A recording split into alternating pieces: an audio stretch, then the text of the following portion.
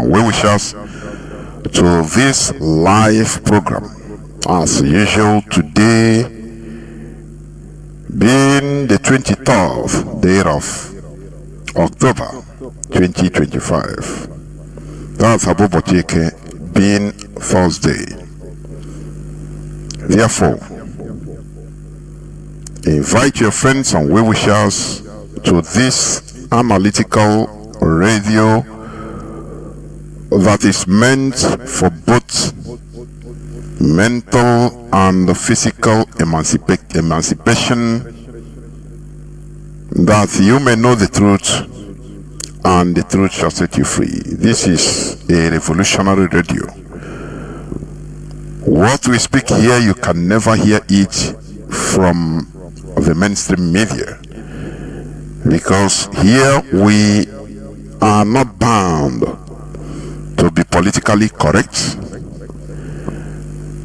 There is nothing like political correctness here. Here we say it as it is. We reveal it as it is. Now it is for you that is listening, for you to do something with it. Whatever you choose to do with it, the decision is yours. But we urge you always to do the right thing. That is it. What we say here, go and make your researches about it, and you will find out whether what we are saying is real or not. You know, when Mazi Jonathan Chinedu was here on this radio broadcasting, people were castigating him. Some were calling him all sorts of names. Some were saying different things about him and his program, his revelations. But today, most people have understood that, look, what this man has been saying is nothing but truth. Therefore, it is our duty to give you the necessary information. It is now up to you to use that information judiciously, because you can force a horse to go to the stream, but you can never force the horse to drink water. It is impossible. Therefore, we must maintain the standard of this radio, because this radio is for the defense of freedom. Those that are under persecution, we defend them, irrespective of your gender, your political affiliation, your ideology, irrespective of your race, your tribe, your ethnicity. We fight injustice here. That is why Radio Biafra remains second to none. We don't do something so that we can be applauded. No. But we reveal things that matter. Therefore, invite your friends and well-wishers. You can be listening to this hallowed platform through different platforms. We are on frequency modulation FM in many parts of Biafra land, 102.1 CHK 102.1 in many parts of Biafra land. If you try that, you cannot get it, and you think that you have the necessary radio frequency but it's not coming now, please, you can try satellite. We are on satellite, though somebody complained that we have been off satellite, both BTV and RBL, for some time. So please, we need more confirmation, and be assured that the technicians are working. Also, we are on our application IPOB Community Radio. It is a very low data consuming application that is specially made to accommodate our people in the ground zero, where everything is upside down. There is no electricity in Nigeria. That is the truth about it. A place where 230 something million people, according to recent statistics, is inhabiting the largest single concentration of black race. There is no constant central electricity. You go there, you want to go mad. You hear electric generators of all sorts. You see pollution. People are completely mad there, but they don't know it. That is the situation. You know, a mad person doesn't know that he is mad. Instead, he will be telling others that everybody is mad, like only him that is sane. But Nigeria is a place of insanity because people endure different pollution, trauma, injustice. They endure all, and sometimes you don't but pity them. I'm telling you, even the reasoning capacity. So you download IPOB Community Radio. It is on on Google Play Store, please. Some people used to complain that it is not in their iPhone, but it is. It depends. Maybe check, reboot your phone and check again. It's there on Play Store in your smartphone. Also, you can download Simple Radio. Download them. Simple Radio. Once you download Simple Radio, now you search for Radio Biafra London and you'll get us. You'll be listening all the time. In case if IPOB Community Radio is down, you can make use of Simple Radio. Also, you can also download Radio Garden and you'll be hearing this gospel or listening to this gospel. Therefore, you have no excuse. Also, moreover, you can log into our website www.ipob.org. We are there live and direct. Once you click or log into this our mother website, you will see where it's written live broadcast. What you need to do is just click there. Very simple. You are not going, it's not rocket science. You just click there and you'll be listening, because Radio Biafra London is on 247. If there is no live broadcast, you'll be listening to old broadcasts.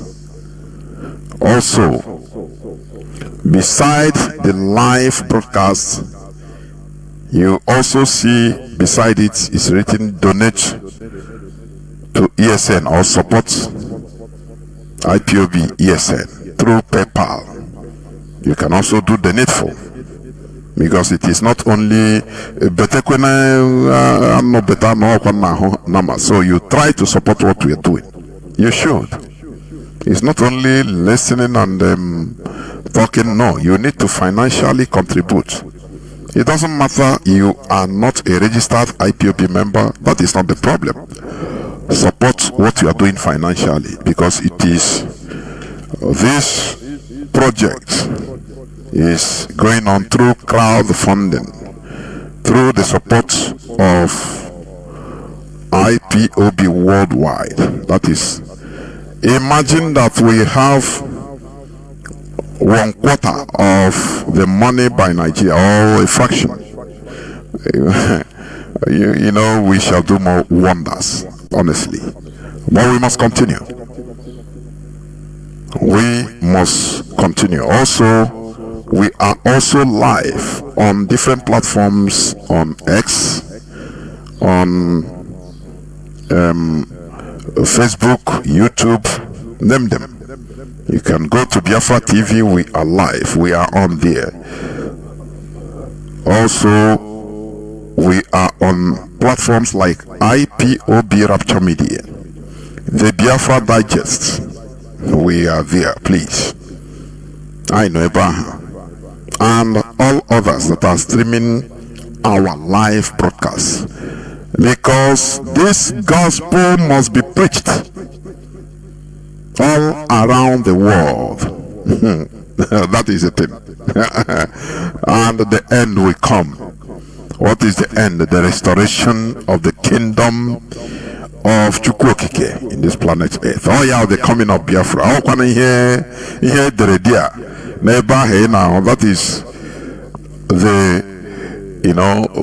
Freemasonry puzzle that you are reading.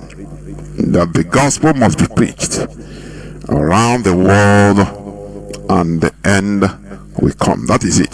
The end is the coming of Biafra. That is the rising up of DCOG.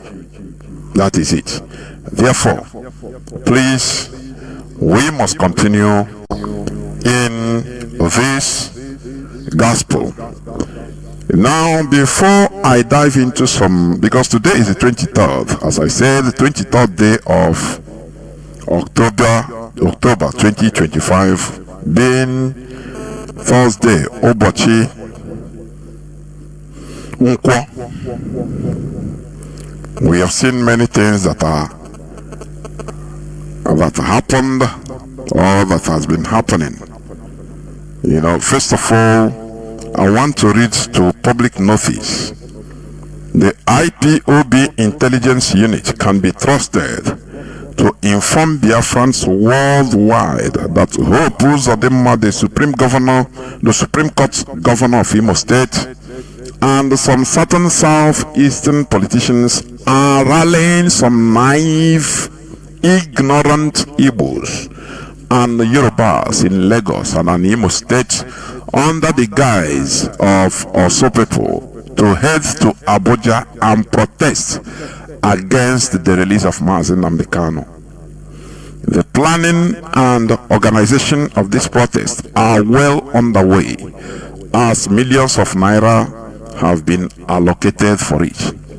In 2022, these enemies of Biafra self-determination struggle tried to organize this kind of protest against IPOB in Lagos under the Osun people, when autopilot criminals and some also indigenes were engaging in various crimes in that area of Imo State.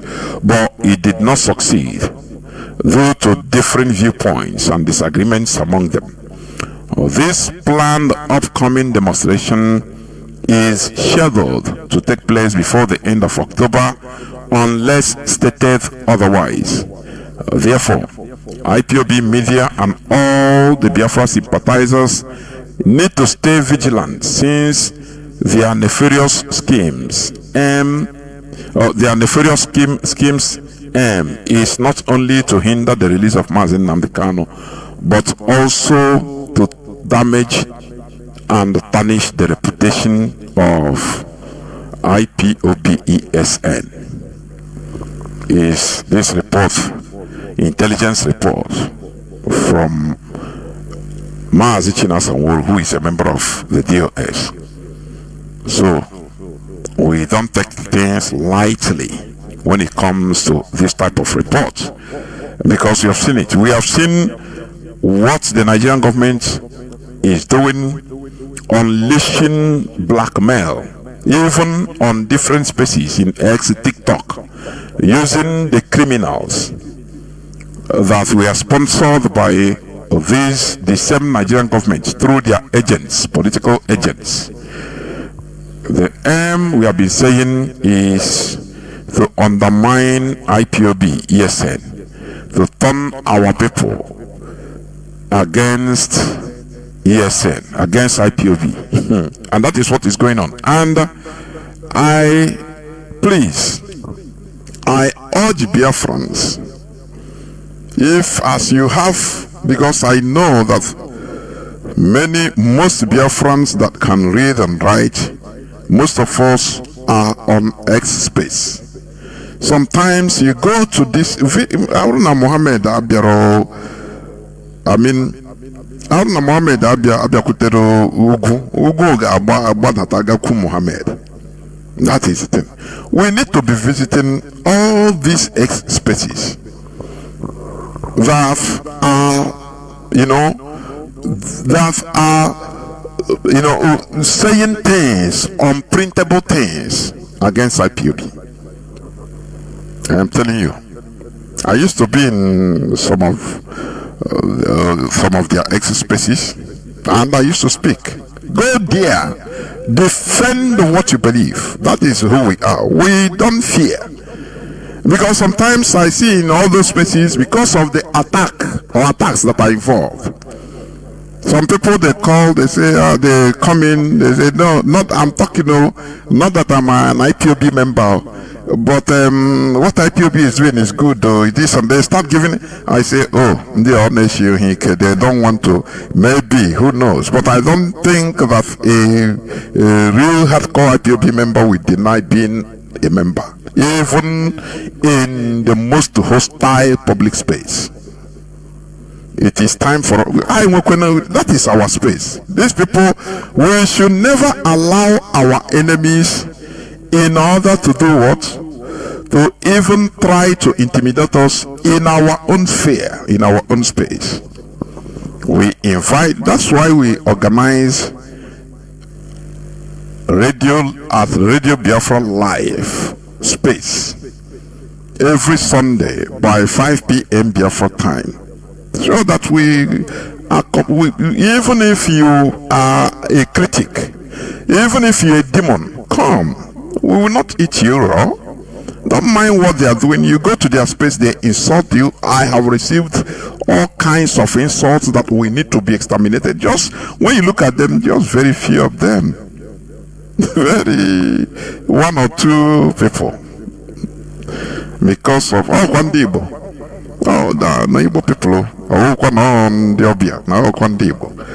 But does it deter us? The answer is no. IPOB is a worldwide phenomenon, whether they like it or not. So you need to go and educate them. That is it. It's part of it.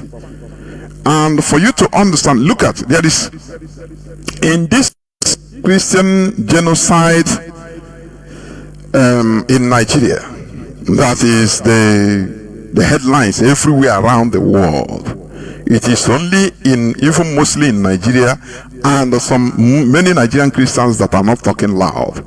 Let me read the headline, because these people, Nigeria, they know how to distract the attention of the gullible Nigerian citizens. They know how to distract them so that they don't focus on the burning issues that should serve them.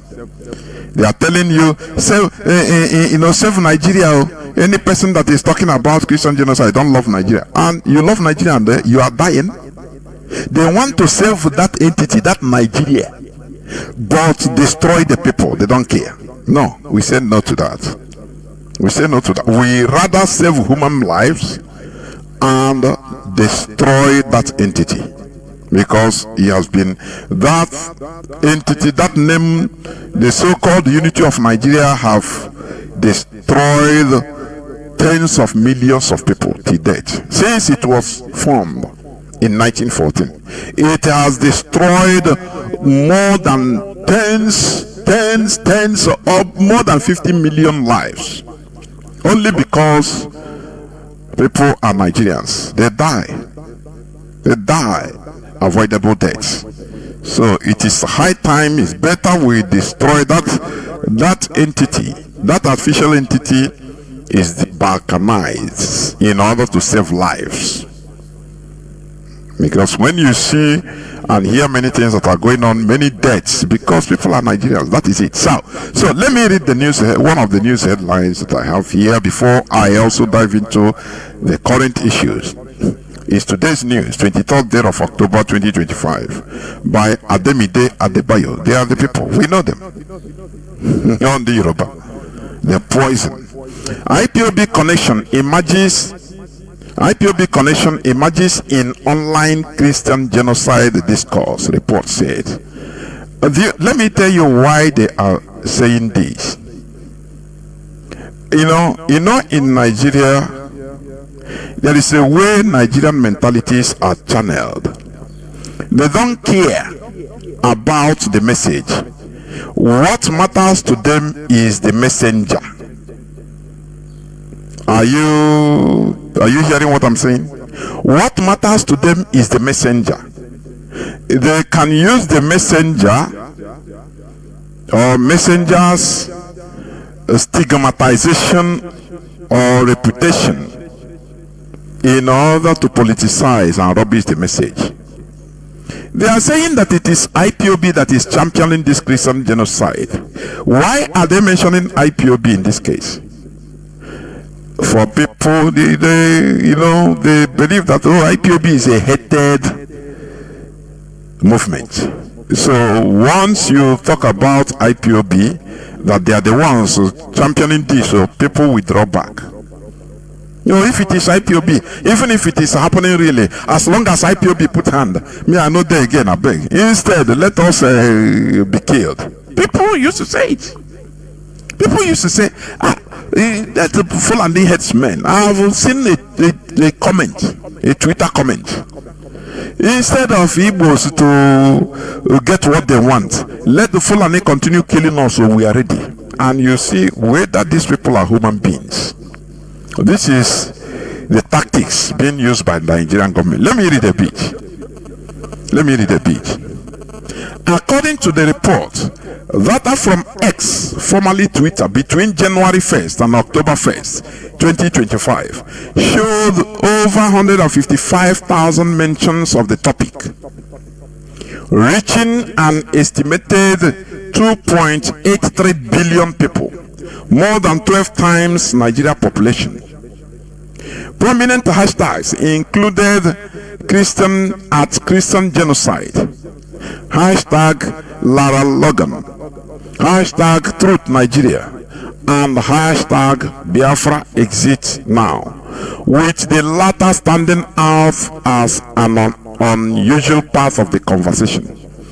Confidence McHarry, senior analyst at SBM Intelligence, stated that the Christian genocide narrative was initiated by IPOB as far back as 2016. The analysis noted that X accounts supporting IPOB leader Mazi Jonathan Chinedu and advocating Biafra secession were among the most active in promoting the narrative online. Please, I want Biafrans that are hearing my voice, I want us to nanopole, is it how do 9 times or octanopole our efforts, or decanopole our efforts in Twitter.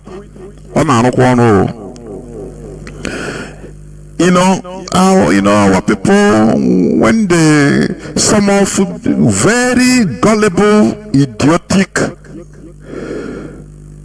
people among us, when you are talking about it, they say, they write, what has it got to Biafran liberation? What are you doing to release Mazi Jonathan Chinedu? You see that these are the most gullible idiots I've ever seen in this planet Earth. We need to, please, if you are tweeting this maybe 5 times a day, double it. Christian genocide in Nigeria, please. It's working. Former Liar Mohammed, he called us that we are guerrilla journalists. We practice guerrilla journalism. We need to show them, say yes. He said that Biafrans, we reached 2.83 billion people. Yes, 2.83 billion people in this surface of the earth. That is 12 times the size of Nigeria. These are people we are reaching. That's why, please enter Twitter, tweet this Christian genocide, hashtag it. Because what is happening, these people, why Nigeria is evil is this: they don't talk about the facts. Okay, these people are talking, whether it's true or not. They don't want to argue or debate on that. What matters is where this message is coming from. That is what matters to them. So as long as it's coming from Biafrans, disregard it. Even if they are killing you, don't mind. You are dying for Nigeria or because of Nigeria. This is their narrative. We need to, if you don't have a Twitter handle, please prepare, enter it, tell somebody to do it for you. If you don't know how to set it up, tell somebody to set it up for you, please. Because can you outside you see Nigeria. You see Nigeria. Nigeria has been, is a killer of the indigenous population. For your information, he has been killing us for ages. This is the reason why we want a referendum. Are you getting me? So what these people are saying is, oh, this message is championed by IPOB. So as long as it's championed by IPOB, don't mind it. Whether it's true or not, don't mind it. This is our story to the gods. Do you know that this is one of the reasons why they tried everything to undermine IPOB, blackmail IPOB through different ways, set up criminals in Biafra region in order to carry out their agenda? I am happy that Gentle the Yahoo is in their hand and he is vomiting. Are you getting what I'm saying? He's vomiting. He's reading Bible from Genesis to Revelation.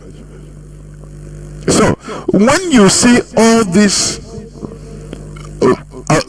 acrimonious individuals, even Igbo individuals, when they talk about IPOB, they say, IPOB have been killing us, he's a criminal. Before you know, they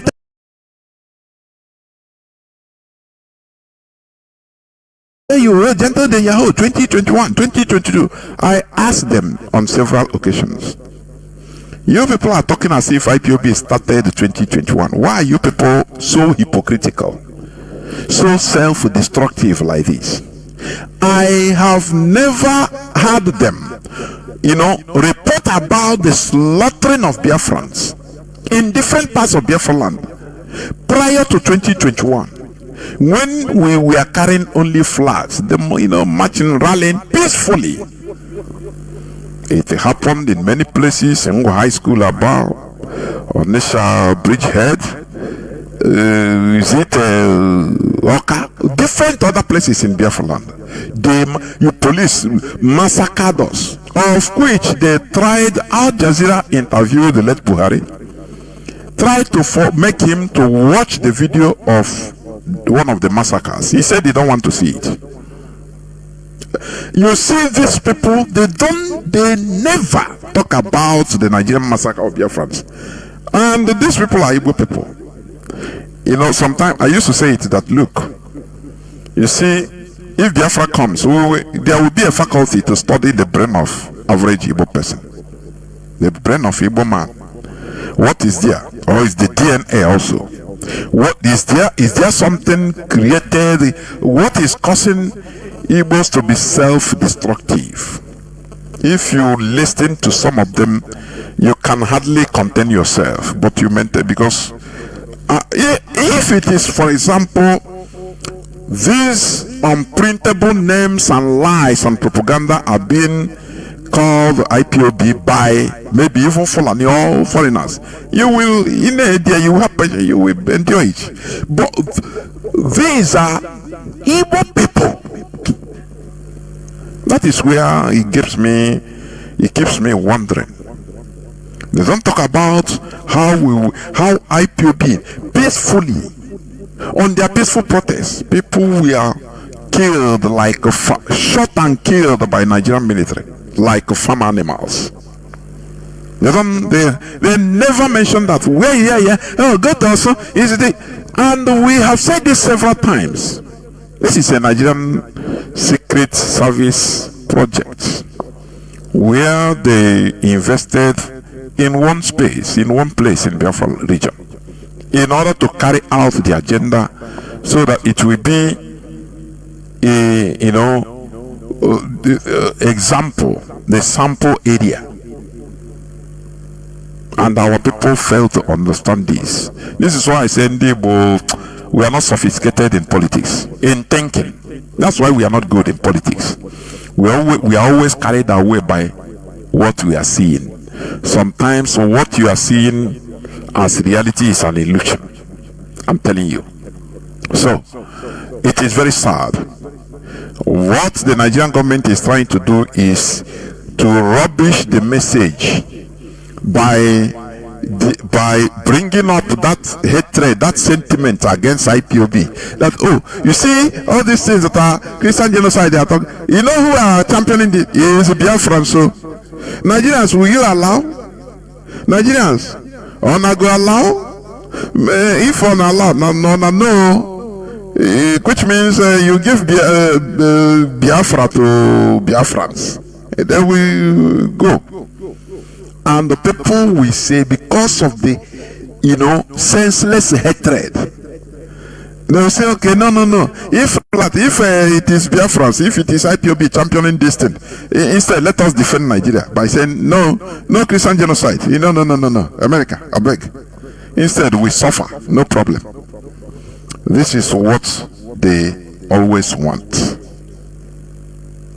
Let me finish reading it. The report also highlighted that U.S. Senator Ted Cruz, who has called for sanctions against Nigeria, received over $1.8 billion donations from IPAC, a pro-Israel lobbying group, a finding that underscores the intersection of international politics, separatist movements, and religious narratives in shaping Nigeria's global image. Now, let me ask this Yoruba or Ademaide Adebayo, who is a bigot.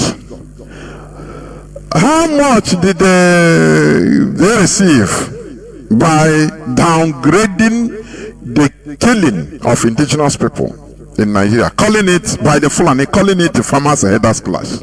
No, they don't analyze it. They don't that side, they don't make researches. Where genocide committed against Christians, against indigenous people in Nigeria by the Fulani, even foreign Fulanis. They didn't hide it. They don't hide it. Bala Mohammed, he said in Channels Television, it's on YouTube, that they are financing the relocation of Fulanis from every part of Africa into Nigeria. Have you forgotten how Buhari made Nigeria visa free to Sudan, and direct flights from Sudan to Nigeria? What do you know how many killer Fulani that are brought? But they don't research on this, how people who finance them, why all of a sudden CNN started calling it the massacring of people by Fulani terrorists. They downgraded it into farmers' headers clash. Nigerians don't think. I say, do you see, don't pity a people that are suffering. Don't just at face value you start pitying. No. Go deep and make researches about their lives. Sometimes I say Nigeria deserves what is happening to them. I am telling you, Nigerians, the population deserves what is happening to them, because they are dishonest people, and that is why they suffer. That's what they are suffering, because they are dishonest. They don't tell themselves the truth. Who downgraded the Fulani terrorist massacres and genocides that has been going on in Nigeria for decades? They downgraded it into farmers' headers clash. Fulani terrorists, they now downgrade it and say they are called them bandits. Why this so-called researcher Ademaide Adebayo? So he cannot research on who bribed who in the US Congress, so that they started calling it farmers' headers clash. They started calling bandits. No, they don't talk about this, because they see that Nigerians are gullible. They are gullible set of human beings, and that's why all these hard things happen to them. That's the thing.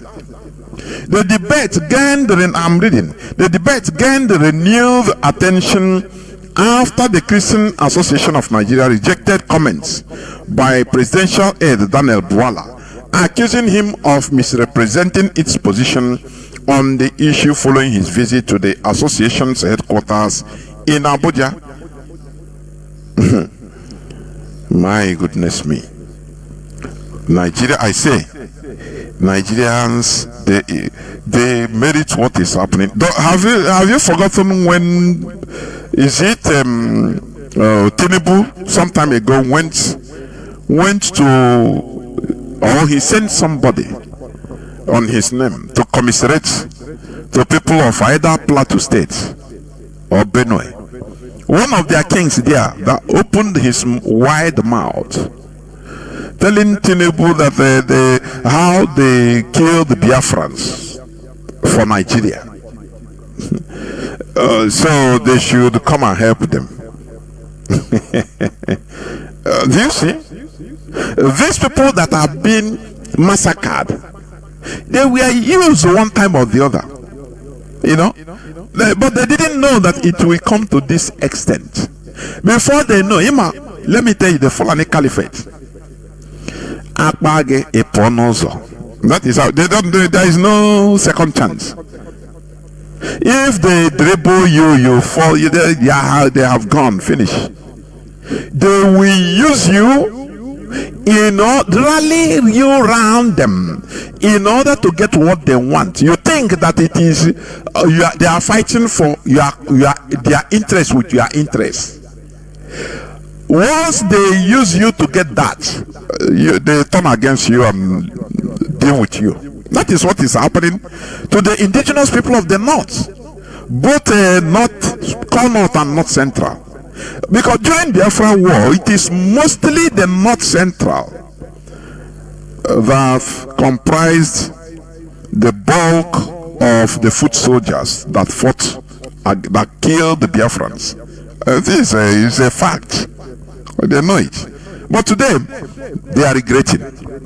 But they will not tell you openly. Danjuma came, they collude. Danjuma killed the Agirosi. They collude. This is something that he helped to, the monster that he helped to establish. Today he's shouting, they are killing his people. Go on, they are destroying Plateau. You know, the Fulani terrorists have taken over many local governments in Plateau. I am telling you. They displacing them.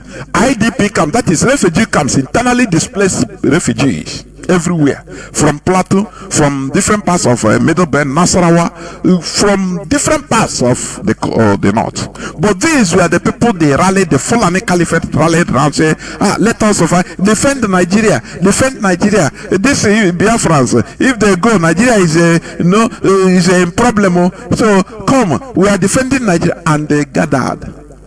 They used them. How many Fulani do they have power even to fight? Forget about the help they are getting from the Nigerian military.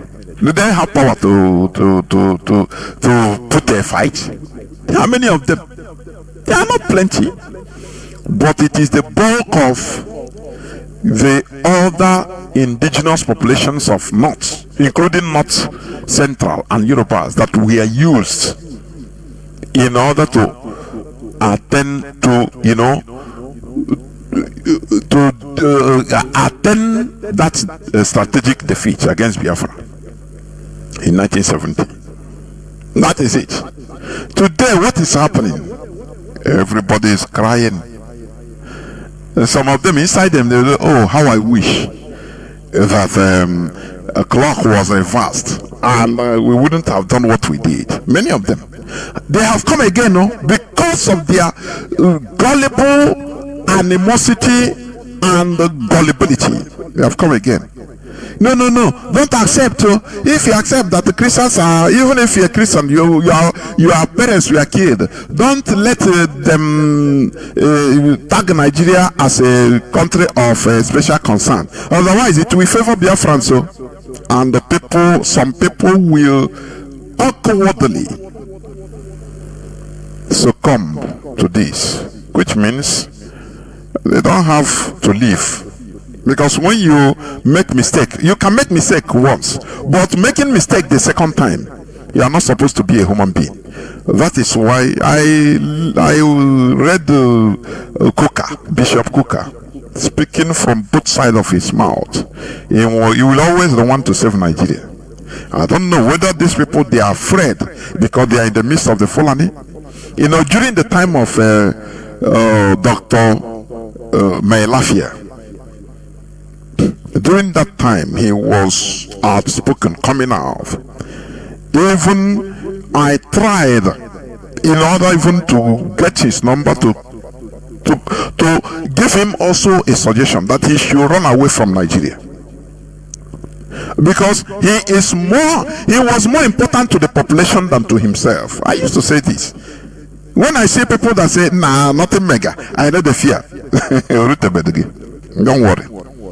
Yeah, I know what is strategic. Are you hearing me? Yeah, I know strategy.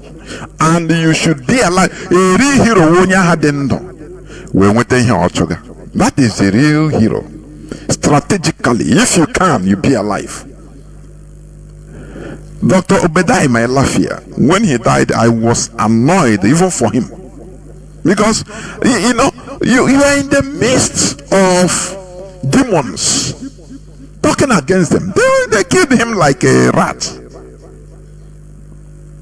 You should have run away before you know. You say, I'm going to medical this and that. There now he will be organizing from outside. Let me tell you, many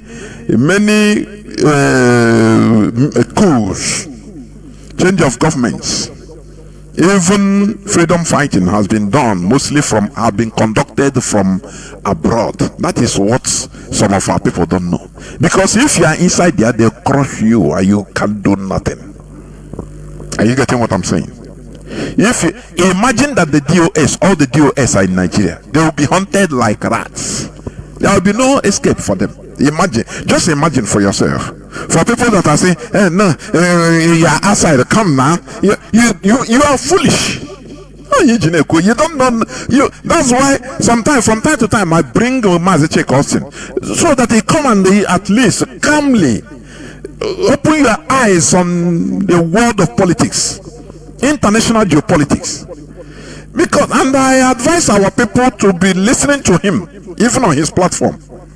Because you know, many of our people think that the world is rolling around this your small sentiment. They don't know. Some people are thinking that, oh, the world is rolling around you. They don't know that unless as we are in a bunch strategically. I say, what made Masob to go down with Owazirike? Because no international affiliation, for your information. And that is one of the main reasons why Biafra was defeated during the war. Because our voice didn't make waves. People were not strategically abroad. People don't know what, Owazirike was in jail and they rounded up, compromised some of his commanders and rounded some others up and brought them to his jail. Once he saw them, I said, please, I want to negotiate anything. Let me just go alive. Because they are there in Nigeria. Oh, do you see that?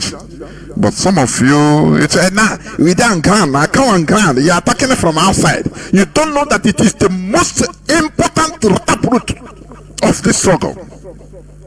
Being a place where Nigeria cannot reach you. That is it. You don't know that.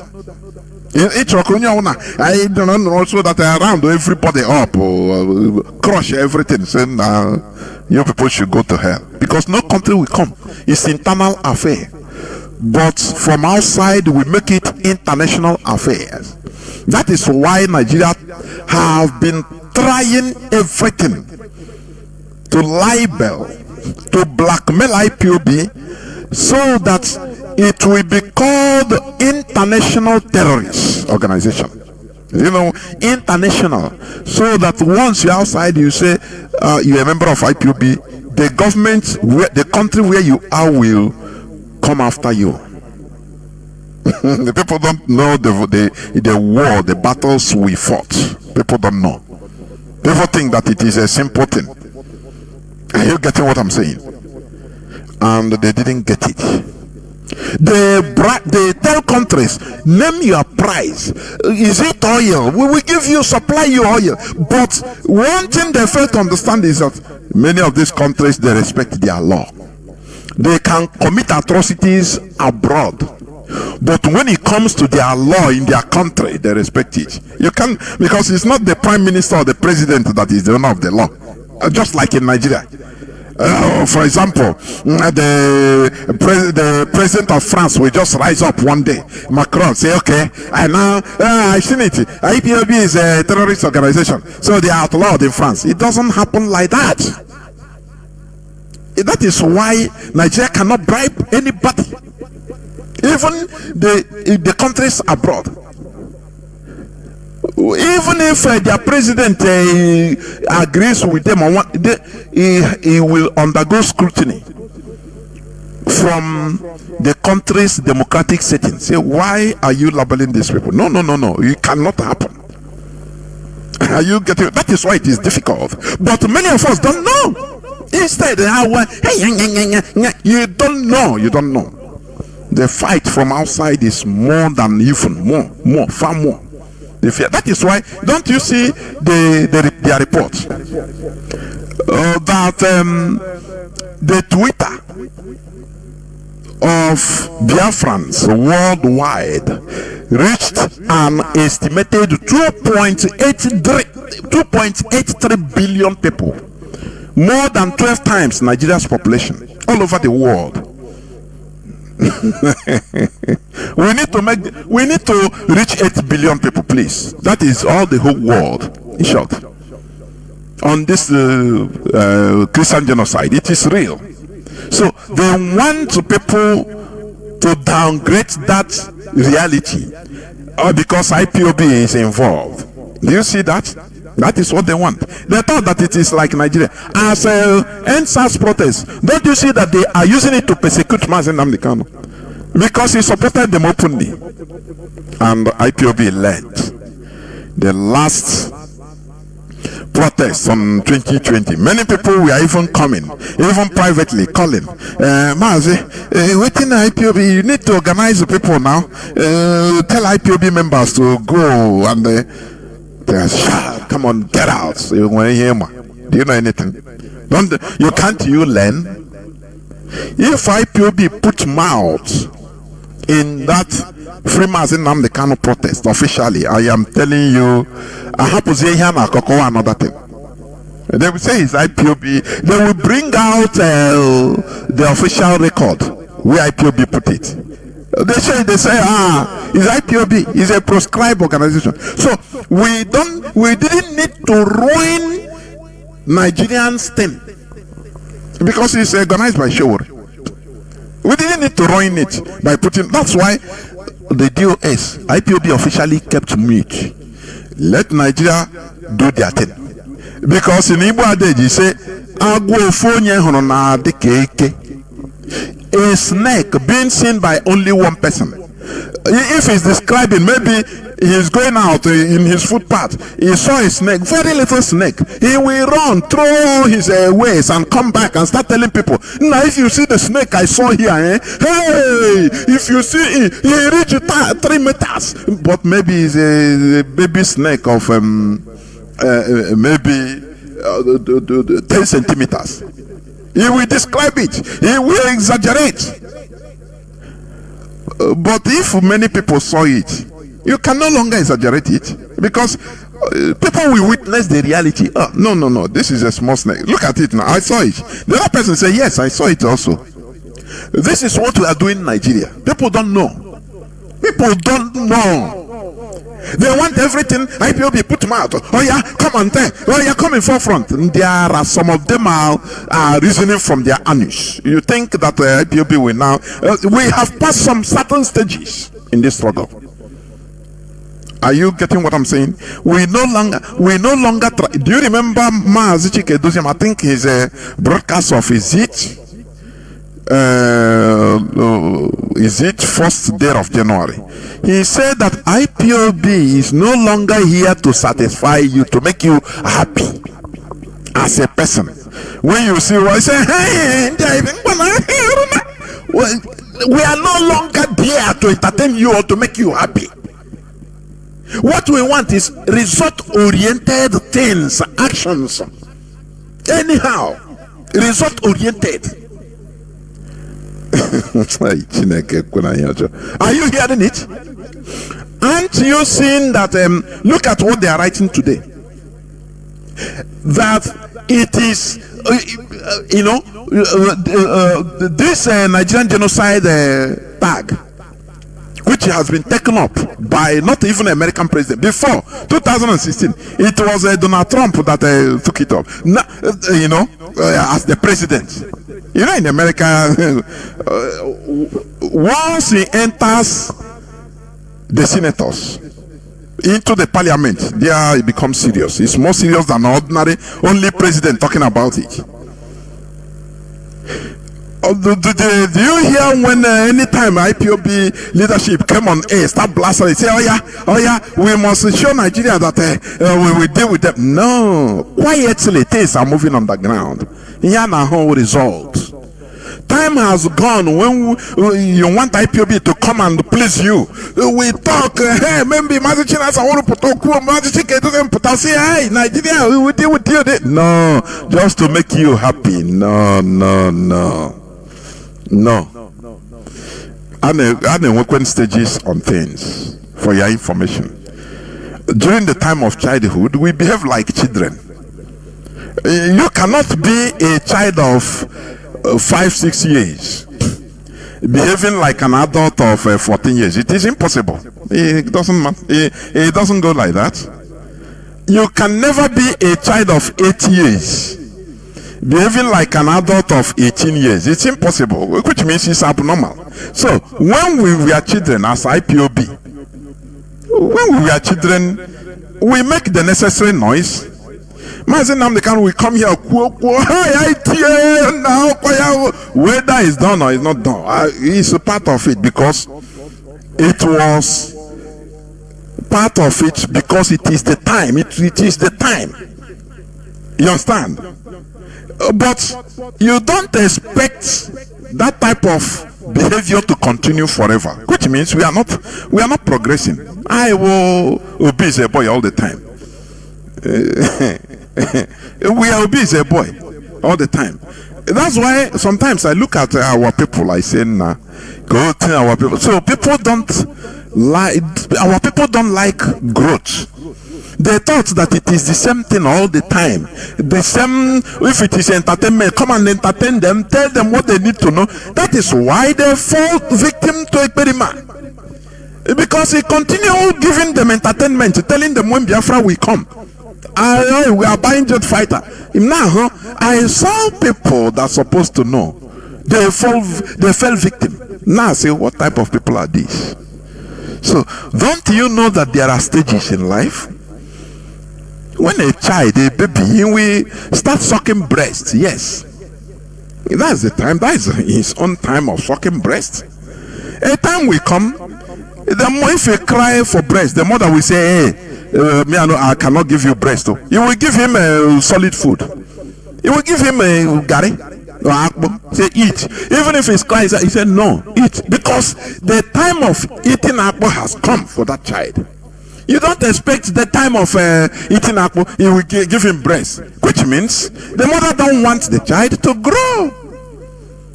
For the child, it's very difficult. No, you need that sucking breast. But the mother said, no. This is the lesson of life. You have to learn it. Though it's difficult, the milk is very simple, sugary, but you cannot, if you continue like that, which means it's abnormality. That is what IPOB is. Many people don't. Some of our people fail to understand it because they are highly sentimental. They don't reason. They don't think. Once that blood of sentiments reach their brain, they no longer think. They no longer think anything. They don't know that there are stages of things. The stage we are in is not the stage of every time the leadership will come and say what we want to do, like Mazi Jonathan Chinedu used to do. Hey, now you must be doing like that, otherwise you are doing nothing. Ignorance or say, hey, when our people know something. But I'm happy that many of us are understanding. Are you getting what I'm saying? If it was not written here, will you understand all this? It is a result. We need to increase our effort, because as they are saying this in order to downgrade people from the reality. But now we are telling people, our people, to go to X and make it, let what is happening, the Christian genocide, reach 8 billion people. Don't fall for their digression or distractions. Tweet it.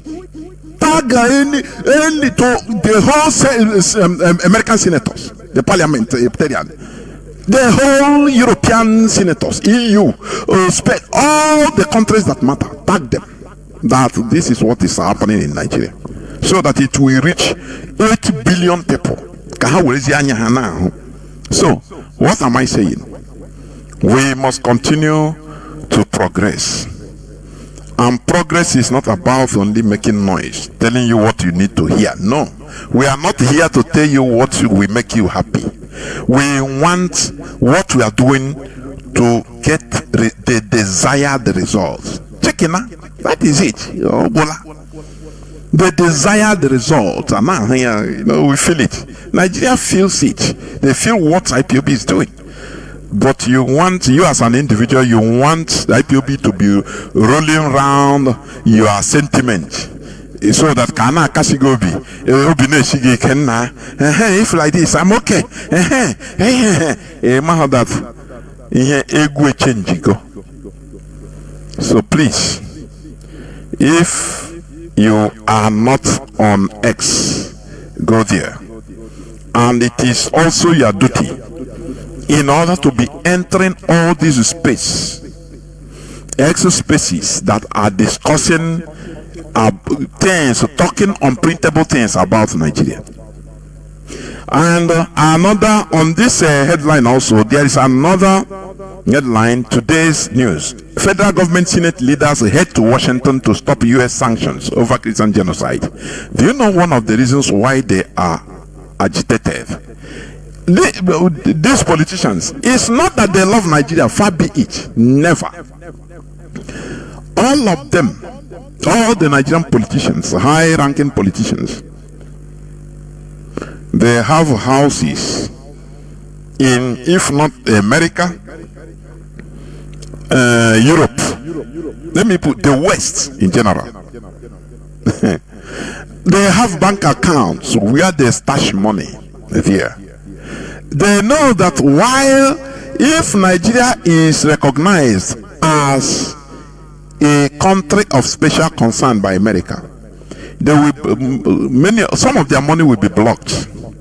You don't know, they are doing this as if they love Nigeria. That is what pains me. When they meet the Christian Association of Nigeria or Nigerian clergies, they use them. No, it's save Nigeria. Do not fall to them. Say you're a Christian, but tell them that Nigeria, there is no genocide against Christians in Nigeria.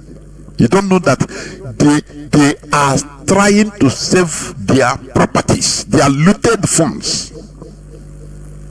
Because once this happens, there will be restricted access to their funds, to their private funds in America, where they have bank, where they have accounts, not only in America, in Europe, in many other parts of the world, even in Arab world, because the West controls it. Tell them, oh boy, you cannot. You put your card to get some money, $1 million. They tell you so, boy. Or call zero. I'll say, I'm not read that now you Adamu's card no more. It's no more. That's your account in Spain.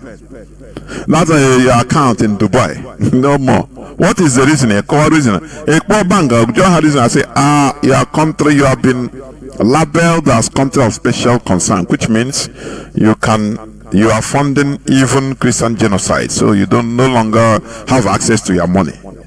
This is what they are trying to protect. But do Nigerians know that? No, they don't know. Do they know that? That is where education is very, very important. Awareness is important. So that's why federal government, Senate leaders head to Washington to stop US sanctions over Christian genocide. Ask yourself, the whole Fulani terrorists killing Nigerians. Nigerians have been shouting. Do you see them heading to America to tell them to stop the Fulani terrorists terrorizing everybody? The answer is no. I say the caliphate, they know how to rally people around. They will use the sentiment of Nigeria. Do not allow Nigeria to disintegrate. The unity of Nigeria is the top priority. Let us go. It's our Nigeria. You don't know that they are using you in order to get what they want. And when you help them to solve that issue, you think that you have done it for Nigeria. Before you realize it, it is too late. They are moved on.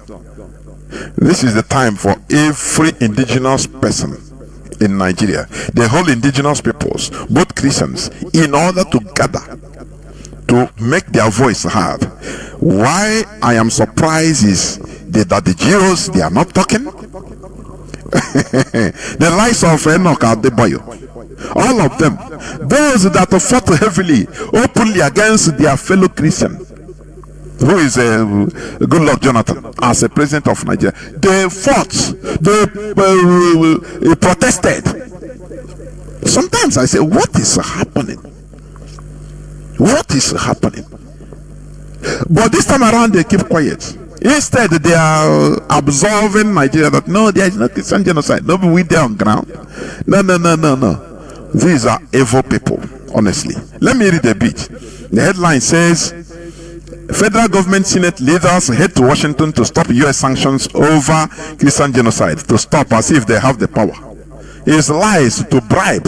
They'll bribe more of the countries. Instead of taking 2 million barrels a day from us, we'll be getting more. We double it. But leave this, please.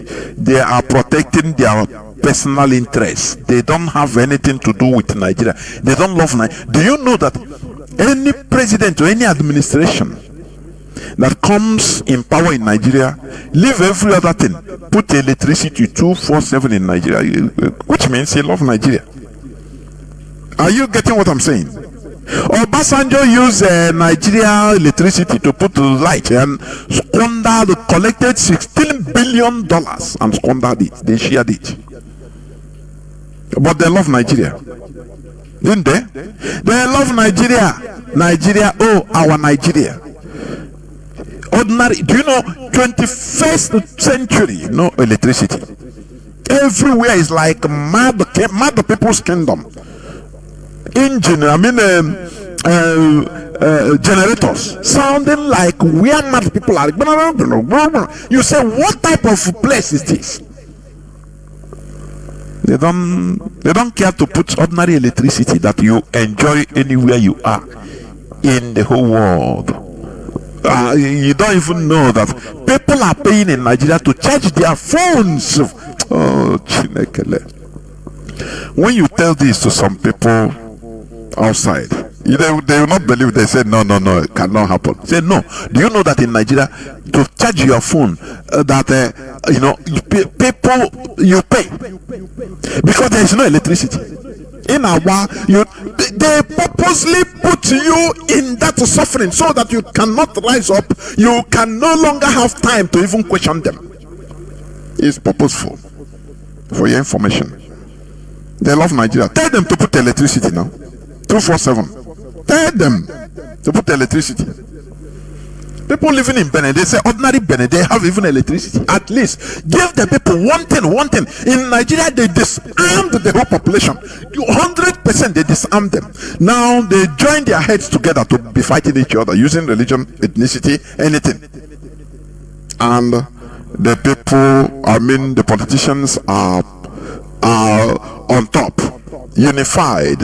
You saw Alim Dume, a Boko Haram, defending an Igbo man, a minister of resigned minister. Is it minister of work? No, not works. Minister of technology, or if I'm not mistaken, because of forged certificates. Shall we ask him? What do you have to say about this guy forging his certificate? He said, not only us they do, politicians. You that is asking me, do I know whether you have forged certificate? Which means not be only us, all of us not the same thing. Because that is what you imagine a teacher. Do you know that in many countries of the world, teachers receive more salary than the parliamentarians? Do you know that? If I'm saying it, people in Nigeria will think that we are joking. Teachers, they are more respected than your politicians. You don't know. They receive more salary, more remuneration than parliamentarians in some countries. Because do you know what is a teacher? For you to qualify to be a teacher in some country, you will be vetted. No, it's not an easy job. But in Nigeria, to be a teacher is a mockery. It's a mockery. Now you do a call like a teacher. It's a mockery because Nigerians hate knowledge. They hate knowledge. That is why they mock teachers. A teacher in Nigeria receives 100,000 naira. 100,000. Where they will cut herself. Sometime they pay them 70,000 in some states. And a Nigerian politician, a senator, receives 30 million naira a month. And you tell me that country is sustainable? I think we need to be discussing about the sustainability of Nigeria. I'm telling you, even in our exit space, is Nigeria sustainable? Then Nigeria is not sustainable. You look at Burkina Faso. Ibrahim Traore reduced the salaries of high-ranking public servants by 50% and increased the salary of basic salary of lower people 30%. Do you know what it means? This is people that wants to survive, not like Nigerians. In ordinary Nigerian, he thinks that being a politician, once you become a local government chairman, you need this shasha. Now you big okay. Now get money now. I beg, give us some money, because that is the mentality. That is the way he is wired to reason. And you are telling me that what is happening to Nigerians, they don't merit it? No, come on, they merit it until they come to terms with the modern 21st century lifestyle of building a nation, a country. They come to understand that. You will see a politician, even ordinary minister, ordinary minister in his motorcade, he can do anything. He can order his police escort to shoot, or military escort to shoot anybody. And you say, which kind of people are these? And they love it. So why will you pity Nigerians when they are suffering? Why? Let me read a bit. Top officials of the federal government and the National Assembly are set to travel to Washington, D.C. in a diplomatic move to stop possible United States sanctions over alleged persecution and genocide of Christians in Nigeria. The high-powered delegation, which includes federal lawmakers, senior military officers, and heads of security agencies, will meet with members of the United States Congress to clarify Nigeria's position and counter the growing narrative of Christian genocide. Please, this is our time. You see this night. Please go to Twitter. Go to Twitter now. Go there. Tweet this Christian genocide, that these people that are coming, they are vampires. They are liars. That the Christian genocide is real. Tweet any photo, any video of the massacre in Kaduna, southern Kaduna, in any part, in Enugu, in a plateau, in Benue. Tweet it. Please. We are fighting for survival. These people, do not allow them. Nigeria is an oligarchy. Fulani hegemony is on the move. According to sources, the delegation will present evidences to prove that the security crisis in Nigeria is not religiously motivated, but rather a result of terrorism, banditry, and communal conflicts. The team is expected to depart Abuja next week. Let me wait. Let me play one video, which I even put on my timeline, please, about what the military that are fighting. They are shouting it that Nigerian politicians, they are playing, politics with their lives. Are you getting what I'm saying? So let me just listen, please. Let me play it. It's on my timeline, Jonas Raphael, on Facebook. Let me play it. Let me play it. Voila. Yes. Let me play it. Let me play it. Here we push you and show you where to fail. Are you getting it? So listen. These are Nigerian military. Enough is enough. Thank you. They are playing politics with people like there's so much into this.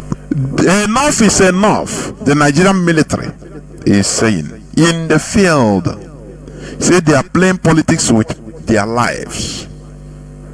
Listen again. People like there's so much into this ground. With that armor, with that ammunition, we have to pop this very particular area within a single of a second. I know what kind of us can do. Good or fine. I know what kind of us can do. Good to go. How many parties are inside this booth? Good to go. They are playing politics with people. Big men are eating money at the above there. With people like there's so much. Enough is enough. Thank you. They are playing politics with people like there's so much into this ground. With that armor, with that ammunition, we have to pop this very particular area within a single of a second. I know what kind of us can do. Good or fine. I know what kind of us can do. Good to go. How many parties are inside this booth? Good to go. They are playing politics with people. Big men are eating money at the above there. Saying that we should not even that we should not go after them.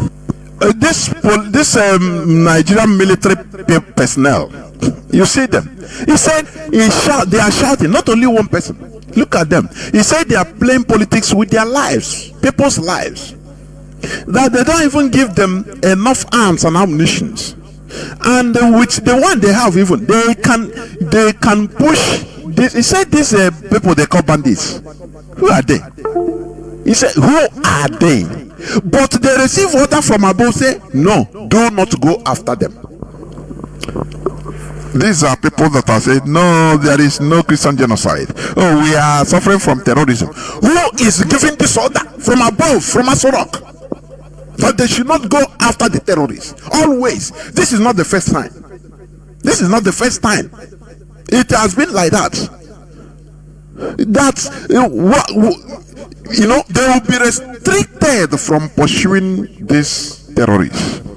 The order from above say, no, leave them, don't go. How many times did you hear eyewitnesses that whenever there is terrorist attack, Fulani terrorists on the rampage, committing genocide in communities, they will call the army.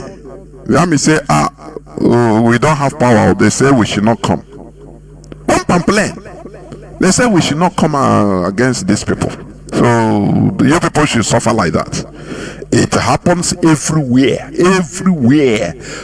right from north to Baba Zulum, the governor of Borno here, I've said this several times, that he used to call whenever he saw there is attack, he called the Nigerian military, but they don't come.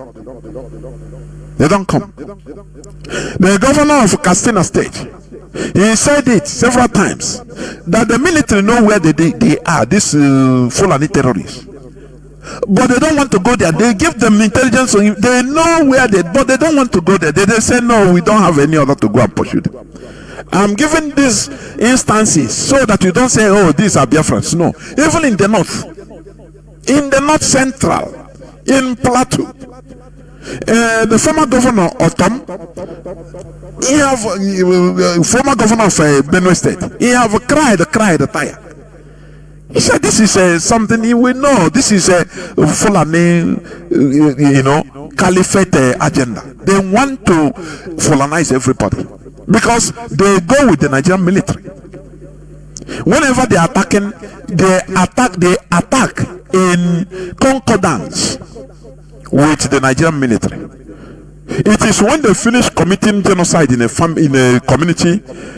Now, some people that come out, that survive to come out to fight back, Nigerian military will come to wage them. It happens in Enugu, it happens in Kwara, everywhere in Nigeria. But Nigerians now, they are saying, no, there is no genocide, there is no Christian genocide in Nigeria. You want to support them to save Nigeria, destroy Nigeria and save the lives of the indigenous population. Otherwise, the same sentiment they use in rallying you round in 1967 to 1970 to suppress Biafra, today you are suffering, you are crying. It's the same thing they are doing. That is it. So the choice is yours as a Nigerian. The choice is yours as a Nigerian. Please. Here we tell it to you, we expose it. We expose it as it is. Let me also read this. Is today's news headline also. Reps, that is representatives, raise alarm over unidentified security operatives at south-east, south-south checkpoints. Let me read it a bit, because they are coming down. They are coming. When you listen to useless set of some Igbos in X space, few of them insulting IPOB, that they have Nigeria. They don't know what is in stock for them. They don't know. The House of Representatives, let me read. The House of Representatives have Mazi, why are you calling me? I'm on air. The House of Representatives has expressed deep concern over the growing presence of unidentified and ununiformed security personnel at checkpoints across the southeast. I hope my voice is coming out. Let me see whether it's a notice. Let me see, please. I hope my voice is coming out. Yes, my voice is coming out crystal clear. The House of Representatives has expressed deep concern over the growing presence of unidentified and ununiformed security personnel at checkpoints across southeast and south-south regions of the country, warning that the situation poses a grave national security risk and undermines public trust. Raising the motion as a matter of urgent public importance, Rep.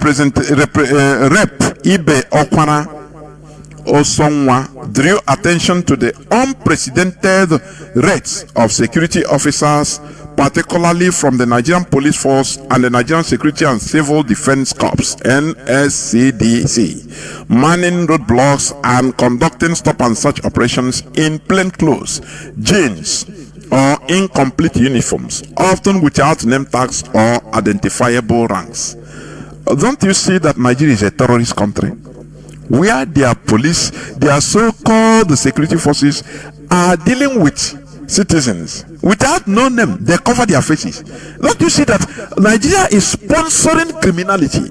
This is what you have been shouting. If you are a government agent, as a police, as a military, you have to exhibit your name because you are mandated by the law. But in the case, in the whole police and military in Biafra region, they cover their faces. They don't even wear uniforms. They carry guns. How do you differentiate? Sometimes if they check and see that you are isolated, they kidnap you.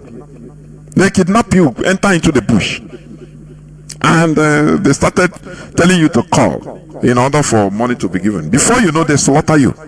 And when you confront Nigerian police or Nigerian military, say, your agents are here. They say, no. No Nigerian police or military is there. It's not us. So you cannot. We are in a mess in Nigeria, for your information. We are in a mess. Any person that is against IPOB as an Igbo person, as a Biafran, you are a fool at 40. You don't need. There is no redemption again for you. I'm telling you, there is no redemption. Look at what people don't talk about this. All these idiots that are ranting on Express, they don't talk about this. They disappear our people. If they see you as a young person, as a young man, with they corner you.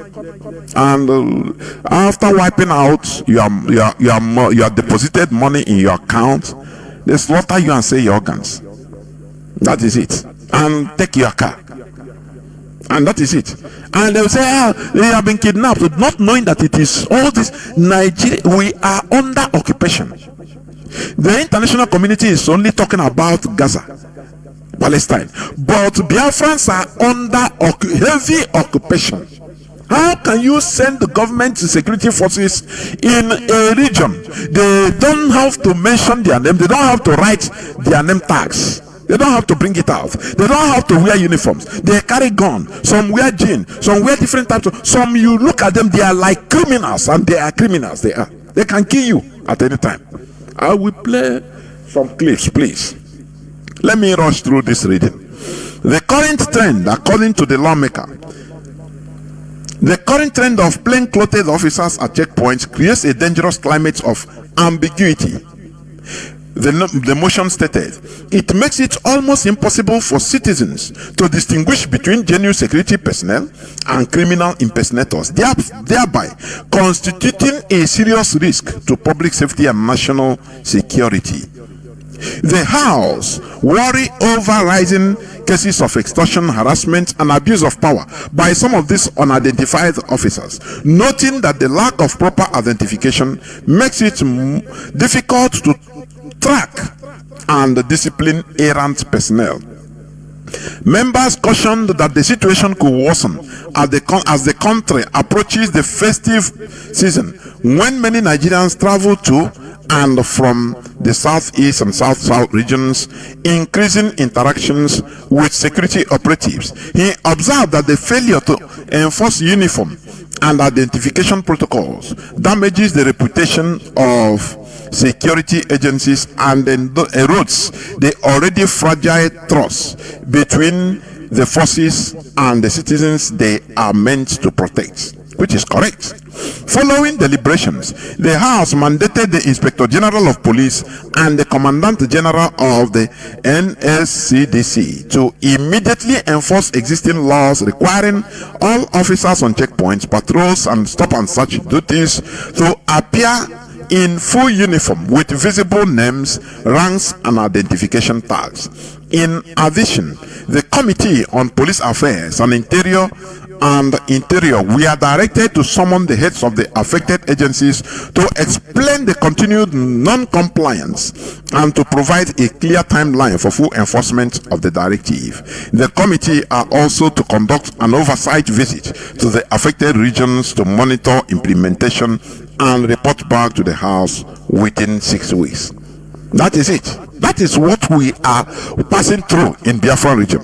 And some of our people are not talking about this. They are talking, oh, everything is IPOB. They don't. What about all these criminals they call police and military that are in our zone? They don't have no name tag, no number, no uniform. You know, they dress like criminals they are and carry guns. So how will you distinguish? Normally, a government functions in a responsible way. But Nigeria government, they function in a criminal style way they are. How can you distinguish kidnappers from Nigerian police? No way, you can't distinguish them. Have you forgotten one time the Nigerian police went on a rampage in a house, I think in Oka, in Anambra, in order to rob somebody? They jumped his fence, and they are not wearing uniform. They weren't wearing uniform. They carry gun. So the guy has a legal arm, and he thought they are thieves, and they are thieves. They are criminals trying to climb to his one-story building, his apartment. He shot them and killed one of them. He's a Fulani. Without it, they just carry him and now say, oh, they come to search for Yahoo boys. Now you ask, is that how to arrest Yahoo boys? And people don't ask questions. When people talk, they don't mention all these. It's very, very sad indeed. Now, we must continue. Let me enter into the last batch. And I want you, and I want you to listen attentively. I want to play this clip because some of our people do not understand what the time is. Some Biafrans, mostly Igbo Biafrans, they do not understand what the time is for them in Nigeria. I am telling you, they continue moving like mugus they are in Nigeria. They continue moving like mugus, zombies, mugus, thinking that everything is okay. Now, listen to this. This is somebody, I don't know which state he is. Somebody, but he's in a northern Sharia, whether it's Kano or which place, I don't know. But maybe we shall know, but I don't know. The Sharia law wants to auction his house. He has had in the money. As an Igbo man, he started shouting on social media, on camera, come and help us. So this, I said, when I was watching him, I was laughing. I said, this kind of person, maybe, who knows? Maybe, it's my view. Maybe if you tell him about IPOB and what IPOB represents, he'll tell you, IPOB is not doing the right thing. You tell him, what is it? Like the other day I was in the Express. Somebody said, an Igbo man, he said, no, this IPOB refrats. He called us refrats. I wanted to explode, but I kept calm. But I spoke. I requested to speak and I spoke to them, identifying myself as an IPOB right from 2013, 2014. And I'm proud to be so. So, he said everything. What is happening to Igbos is not good. This and that. Nigeria is not bad. Now, he said, but he don't know what the solution is. He don't have any solution. But when it comes to IPOB, he said, no, what IPOB is doing is not the right. Now you ask, and there, it's your this noise. He said, India, this type of the Kwahama. You know that we have a problem in Nigeria. You know that we are being marginalized. You know that bad things are happening to us. What is the solution? He said, he don't know. They don't have any solution. What about what IPOB is doing? He said, no, IPOB is not. He don't support IPOB. IPOB is not doing the right thing. It's not nice. Listen to this one. Listen. Yes, young boy, for the area council. I was in my shop. Yes, young boy, for the area council. I was in my shop 3 months ago. Some people just carry motor come. Say they are for Sharia court of Kapil Gudu. That they are cheap litigation. And two days different. As I also my shop. I told them that I don't have any case. What did I auction my shop? I built this church in 2012 for our rent. Sorry, this is in Abuja, the capital of Nigeria. They wrote by in Sharia. I was thinking it's Kano. No, in Abuja. Sharia is operating in Abuja. Hey. Nigerians, you merit what you are receiving. Sharia in Abuja. I was thinking it's maybe in Kepi or in Borno. This is Abuja, Wagwarada, yes. It's in Abuja. Sharia is operating in a so-called secular country. And they are telling this is a Christian. And they are telling you that there is no Christian genocide. And the so-called Christians, Kuka and Bishop Kuka, all of them, evil people, they are telling you that there is nothing like that to save Nigeria. He opens their ass, honestly speaking. He opens their ass. This man is crying. In Abuja, the capital city of Nigeria, Sharia is taking place. There is Sharia law. In Abuja, listen. I was in my shop 3 months ago. Some people just carry motor come. Say they are for Sharia court of Kapi Gudu. That their chief litigation and chief registrar has auctioned my shop. I told them that I don't have any case with them. Why did they auction my shop? I built this church in 2012 for our rent. Their phone shop in number. I rent one to somebody. They said the person in the shop is showing them credit. I told the person owner, why can't you provide his goods? That the goods in that shop, they don't care about the goods. They say what they know is they want to take that shop. I tell the person should come to the court and tell me I'm the owner of the shop. To come to how can two principalities working, two captains in a boat? Nigerians, so whether wanna get bread, Sharia is in the capital Abuja, persecuting a Christian. They are using Sharia and they are using secular law. How do you think that these two can compromise? It's impossible. Divergent values. That is what is that is a confusion in Nigeria. When you tell our people the reality, say Nigeria is not for us. We have tried to live as Nigerians, as created by Britain, but it's not possible.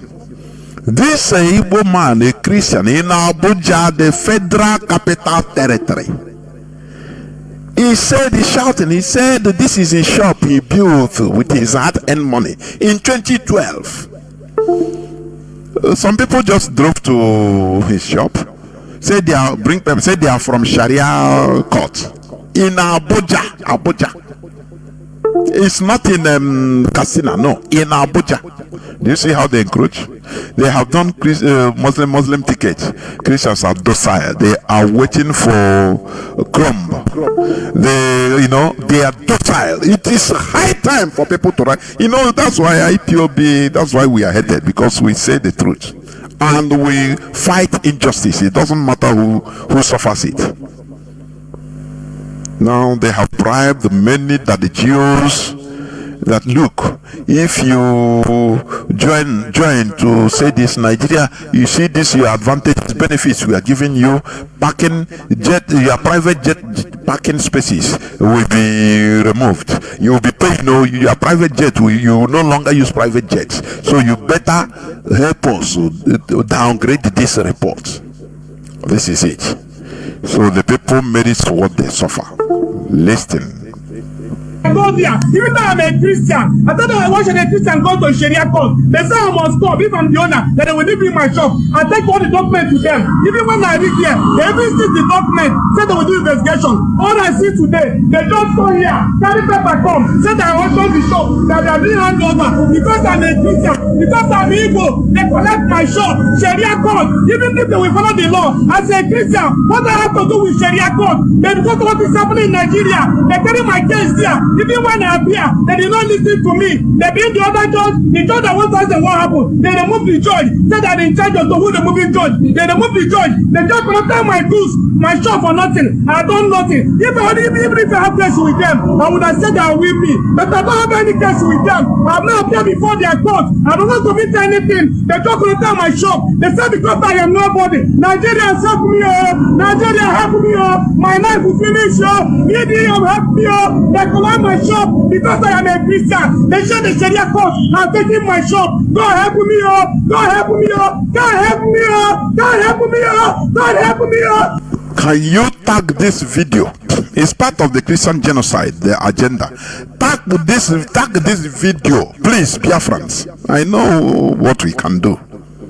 Tag videos like this to Ted Cruz. Tag it to American senators, please. They say we are sponsoring this propaganda. Tag it to them. It's part of it. The Sharia court in Abuja, and they said there is no Christian genocide, no ulterior motive, no agenda. No, but a Sharia court. This is my first time of hearing it in Abuja. After all, I don't know why some of all these Christian clergy, why they are so evil. I hate them with all I say, oh, you don't. I'm telling you. You see, people that cannot stand for the truth, what matters to them is evil. You know, when you look at people that can open eye and be telling lies to their congregation, to ordinary people, to be collecting their hard-earned little money.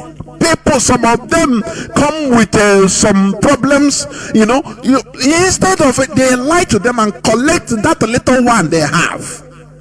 These are evil people. Don't see them as the way they think you think they are. No, they are evil. They are evil. See, some of most of these so-called GOs, prominent pastors and clergymen, they are evil. They are evil human beings. I'm telling you, Sharia is in Abuja. Sharia is operating.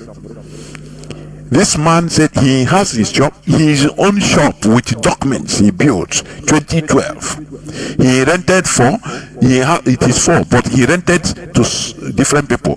One of the persons he has brought his own, is his private business.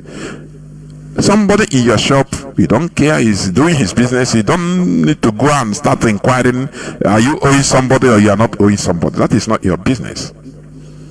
He say the Sharia people, they come, they say the man, this the owner of the shop, the shop owner, that is not the house of the shop owner, the shop owner, the person selling there, he owes them. Say they want to auction the shop. He told them, but look, I am the landlord, the owner of this building. If one of my tenants own you, he owes you. He has a goods. Take it. You regulate with him. Take his goods. He said no. They want to auction the shop itself, the whole shop. Don't you see? And there is no Christian genocide. Is that what you are telling me?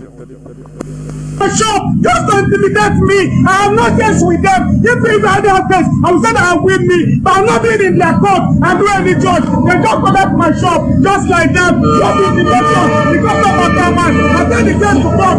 Judge collected the case and the judge said he has carried the case out because I am not body. He said I cannot report this for the court. Judge, there's no judge to come out my face. Go help me. Woman right to come assist me. Woman right to assist me. Woman right to assist me.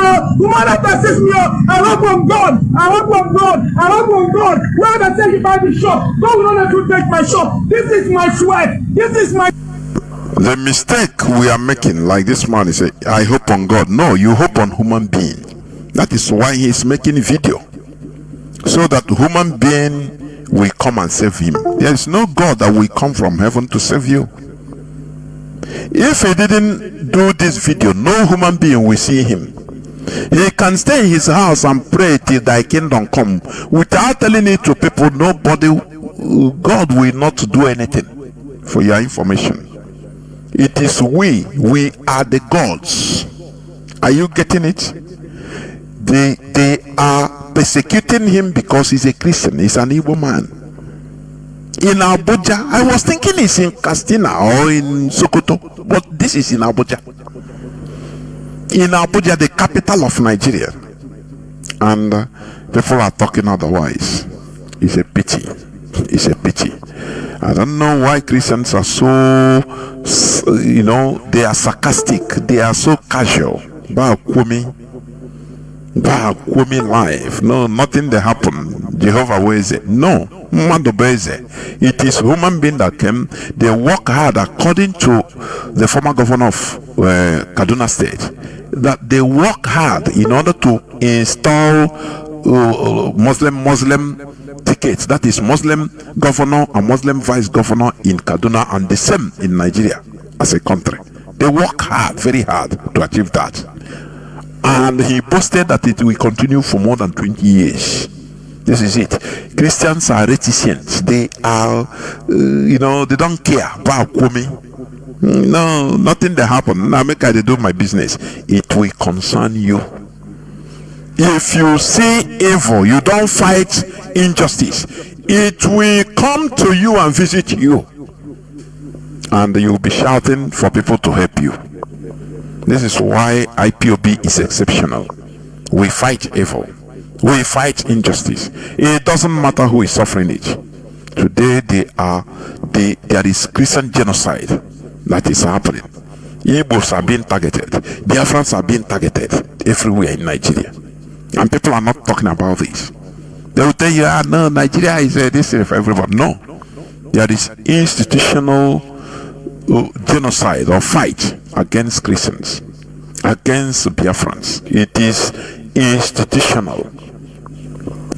God help me, God help me, God help me, that you come and help people in this community. To know if the person that see in that shop is the owner of the shop. They do not make any inquiry. I think God to make inquiry before they do something. This God do not make any inquiry. They just go here, say that I go to newspaper, then I'm taking my shop. Nigeria help me, Nigeria help me, Nigeria help me, God help me, cheap indication, Sharia court of Abigudu, cheap register, Sharia court of Abigudu, cheap judge, upper area. They commanded and beat. They commanded and beat. They commanded and beat. That's it. Chief Sharia Court of Gwagwalada. As an Igbo man, they say he is nothing. He is nobody. That is it. Let me play another clip for you. Let me play another clip for you, please. Yes, let me play another clip. I was in my shop 3 months ago. Some people just carry motor gun. Let me play another clip. I don't know why. Some people just carry motor gun. Say they are for Sharia court of Abigudu. My goodness me, sorry. Okay, let me play another clip, please. Listen to this. One of the people that went to free Mazi Jonathan Chinedu on 28th, please listen. What he suffered. Listen. Making some statements that I heard of. For instance, when I was in their van, listen. They handcuffed me very tight, and they were making some statements that I heard of. For instance, how could a policeman be telling me, "Oh, you are even an Igbo man and you are protesting in Lagos?" As if they have forgotten. When Jonathan was in power, it was in Lagos we staged the protest against him. Do you see the stereotyping, the profiling of Igbos? When we say this is what we are suffering.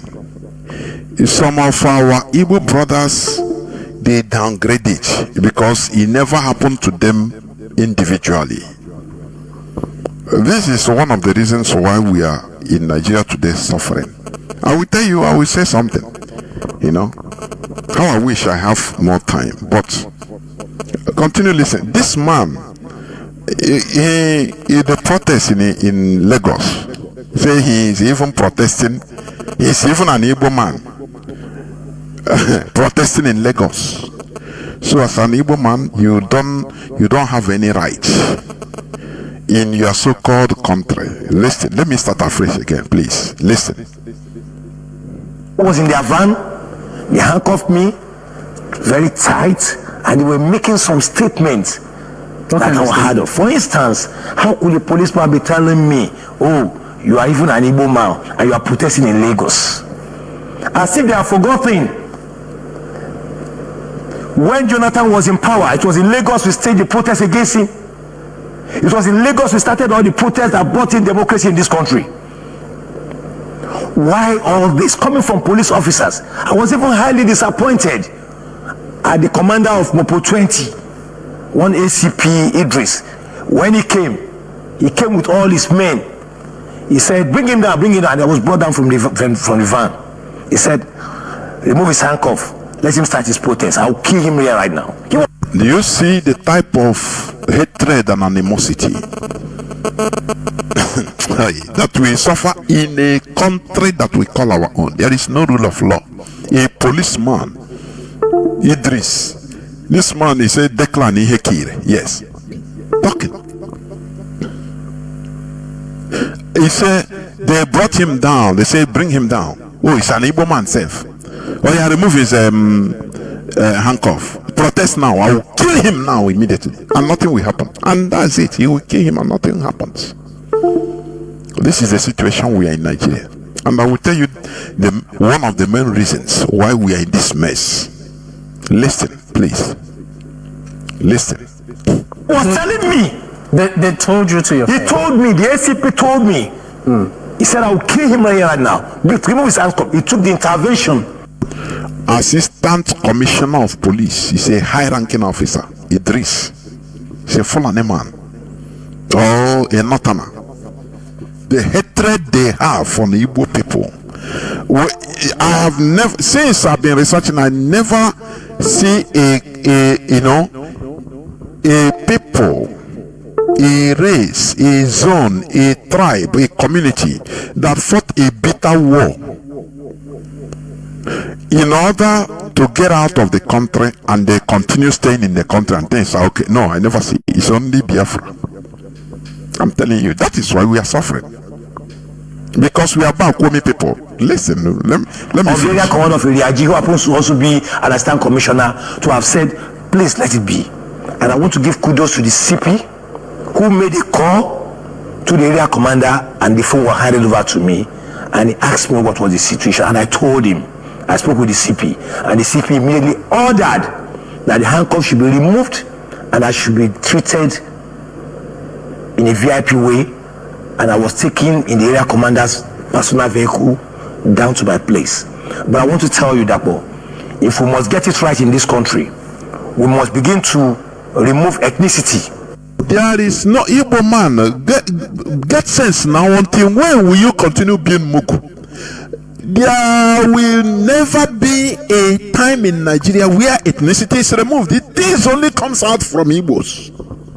You remove ethnicity. You remove it. What set of people are these? Will you continue to be Mugus forever? So you become the tribalized person, citizen. This man, imagine that he is not a known person. Imagine that he is an ordinary person as Nigerians, because they don't know about citizens. They tell you you are either somebody or you are nobody. That is Nigeria for you. So had it been he is a nobody, ordinary citizen, they would have killed him direct, and nothing will happen. They will say maybe he wanted to attack he have guns. He wanted to attack the assistant commissioner of police, and he was shot and killed. And it will go like that. As an Igbo man. And Chinese television will spearhead it. Arise, all of them will carry it. Oh, an Igbo man. Oh, even he's a member of IPOB. He want to attack the police with all these sophisticated weapons. And he was gunned down. After gun duel, he was gunned down. That is the way they would have reported it. And he's gone. When are we going to continue like this? Listen, let me finish playing it. From everything we do, I saw people reading ethnic meaning to what was happening. It is high time you become more ethnic, because that is the way Nigeria is. Igbo man will get a sense. This will galvanize you together in order to make noise. Stop sabotaging IPOB. Stop. No, we love Nigerians. Let us do Nigeria. It's our come on. It's only existing in your imagination, your little sentiment, illusion. As if when Gani Adams was picked in those days, an Igbo man did not protest. As if when Igboho was picked recently, Igbo man did not protest. We must get it right. All right. Most especially coming from police officers, I will not take it. Right now, my necklace worth 500,000 has been taken away. I feel pains on my hand. Your necklace worth 500,000 has still not been returned to you. No. Even my megaphone, not returned yet. This is it. You must get it right. That is the wish of average Igbo Nigerian. We must get it right. They don't understand the difference between sentiment and the reality. No, they don't understand it. That is Igbo man for you. Do you know why we are in this mess we are today? As Igbo Biafrans, as Biafrans, in this Nigerian's messy situation. Let me tell you something, and I will continue saying it. One of the main reasons, do you know what? We suffered a brutal civil war for 3 years against us as Biafrans. And there was a ceasefire. I call it a ceasefire. It's an armistice. That is, no victor, no vanquished. The war ended with the agreement that there is no victor, no vanquished. There is no person that defeats, no defeater. Let me put it like that so that you understand it. And no defeated. Are you getting it?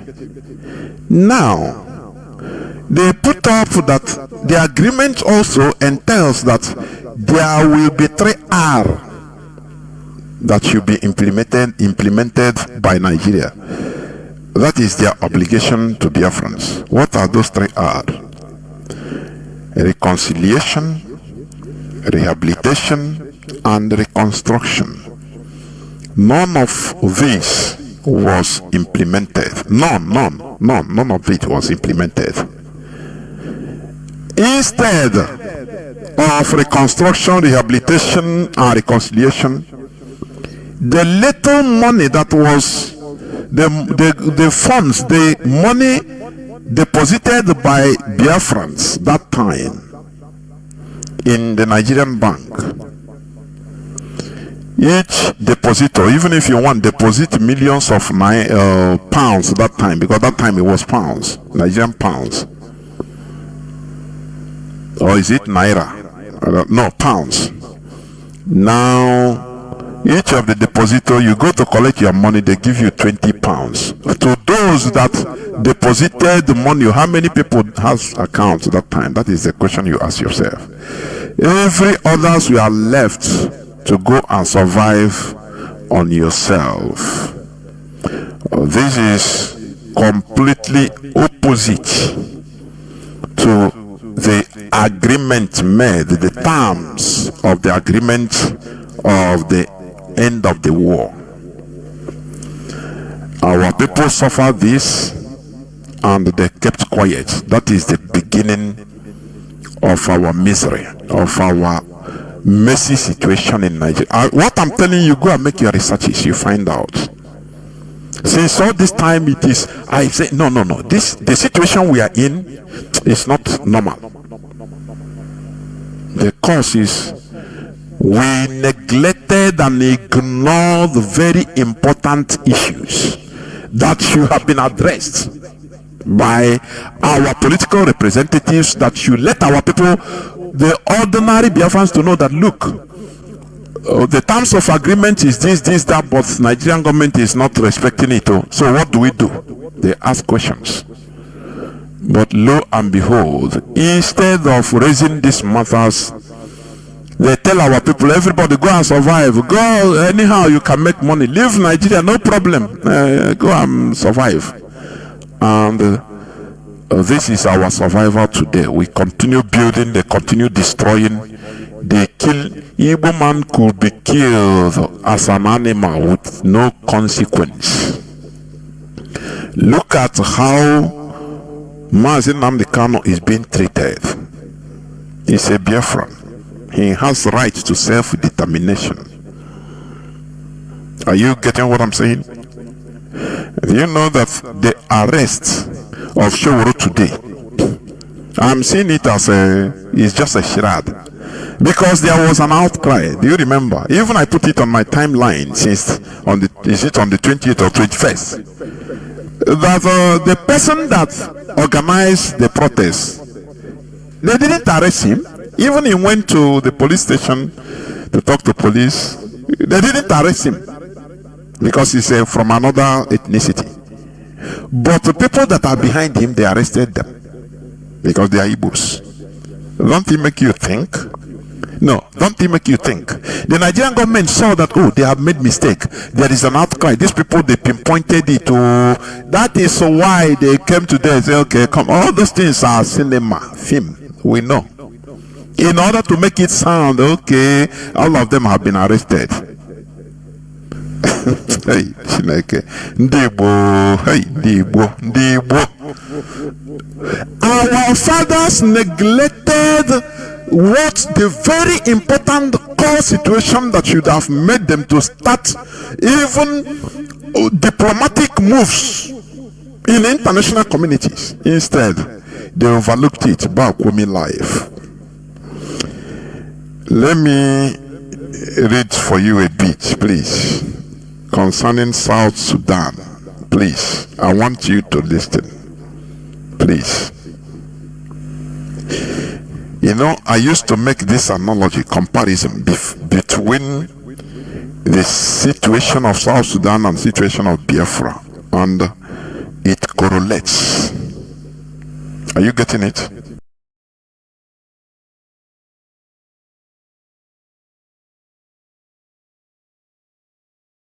Situation of South Sudan and situation of Biafra, and it correlates. Are you getting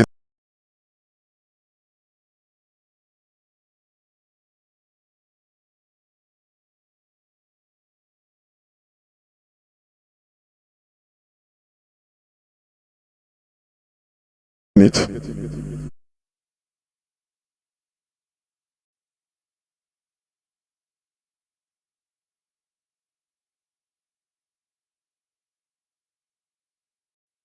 In the 1880s, the Muslim Brotherhood, a religious political organization active in the Middle East and North Africa, and other Islamic factions had successfully taken root in the military, which is what is going on in Nigeria today, the civil service, and the ranks of secondary school teachers.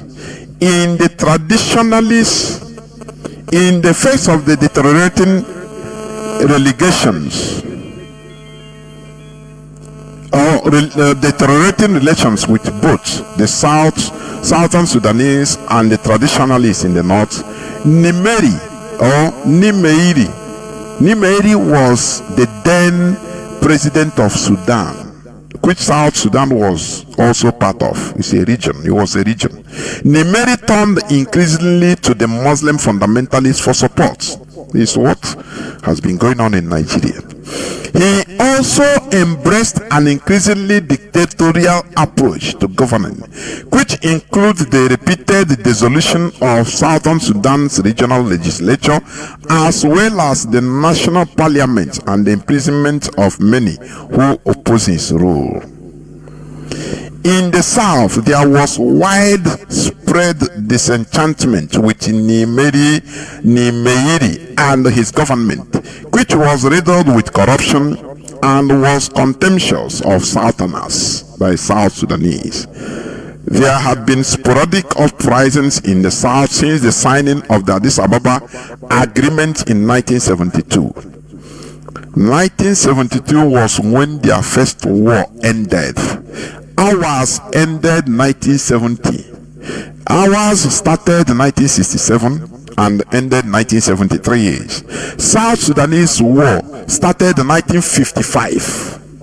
He said 55, and 1 year before their flag independence, because they had a foresight. Their politicians, their political class were at alert, and they fought a 17-year-old war, and they came to a negotiating table. The same thing, they had agreement, no victor, no vanquish. South Sudan continued being part of Sudan. I want you to understand something. Why even I need time to even educate us on this issue. Honestly, I need time. They came to agreement table the same way Biafra came to agreement table with Nigeria, and they signed different accords. That okay, South Sudan, now you have your legislature, you have they give them a little bit autonomy in 1972, but they continued, and this Janjaweed, they don't stop, they don't respect agreements. That is one thing we should understand. There is no they are colonizers. Oh, do you see? Just like the West, they don't stop until they get that thing they want. They don't stop. Look at what is happening in Ukraine. It is colonizers' mentality. They don't stop, eh? If you take out and say, they will stop, don't worry. They don't stop. Instead, they let the heaven fall. They don't stop. Either they get what they want, or you yourself that is the suppressed, you liberate yourself. These are the two things. There is no middle ground, which Biafrans naively, ignorantly thought that, with these people we will have a middle ground. No. That is why we are in a mess today. South Sudanese, they know these people. But our people are completely ignorant, politically naive. They don't understand how things work. They thought that with their sentiment, with their wish, they can, with their, wish, they can install, they can make things happen. Just like this man, which I played his tape. Wait, let me put again. He said, we must get it right. That is what he wants.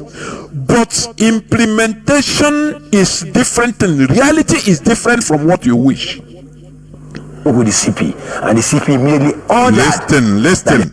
Personal vehicle down to my place. But I want to tell you that, if we must get it right in this country, we must begin to remove ethnicity from everything we do.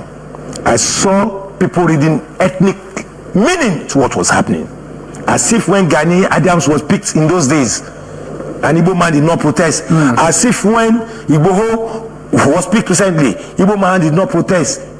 We must get it right. He said we must get it right. That is the wish, the will of an Igbo man. And our people are mixing up fantasy, your sentiments, what you want, what you wish, to reality. Do you see why we are suffering? Our people are mixing up wish. As they say, if wishes were horses, beggars would ride. I say I need time. I will go into much more details another time concerning this, because it is deep. I'm telling you, our people are suffering out of political naivety, political ignorance. Igbo man will now rise up in the morning, say with faith, I believe it is like this. I wish, he will think. What he thought, he have taken it as reality. Do you see the gullibility? His thoughts now, he has taken it as reality. That is why our people are sentimental. Give them that thing they want, what they want to hear.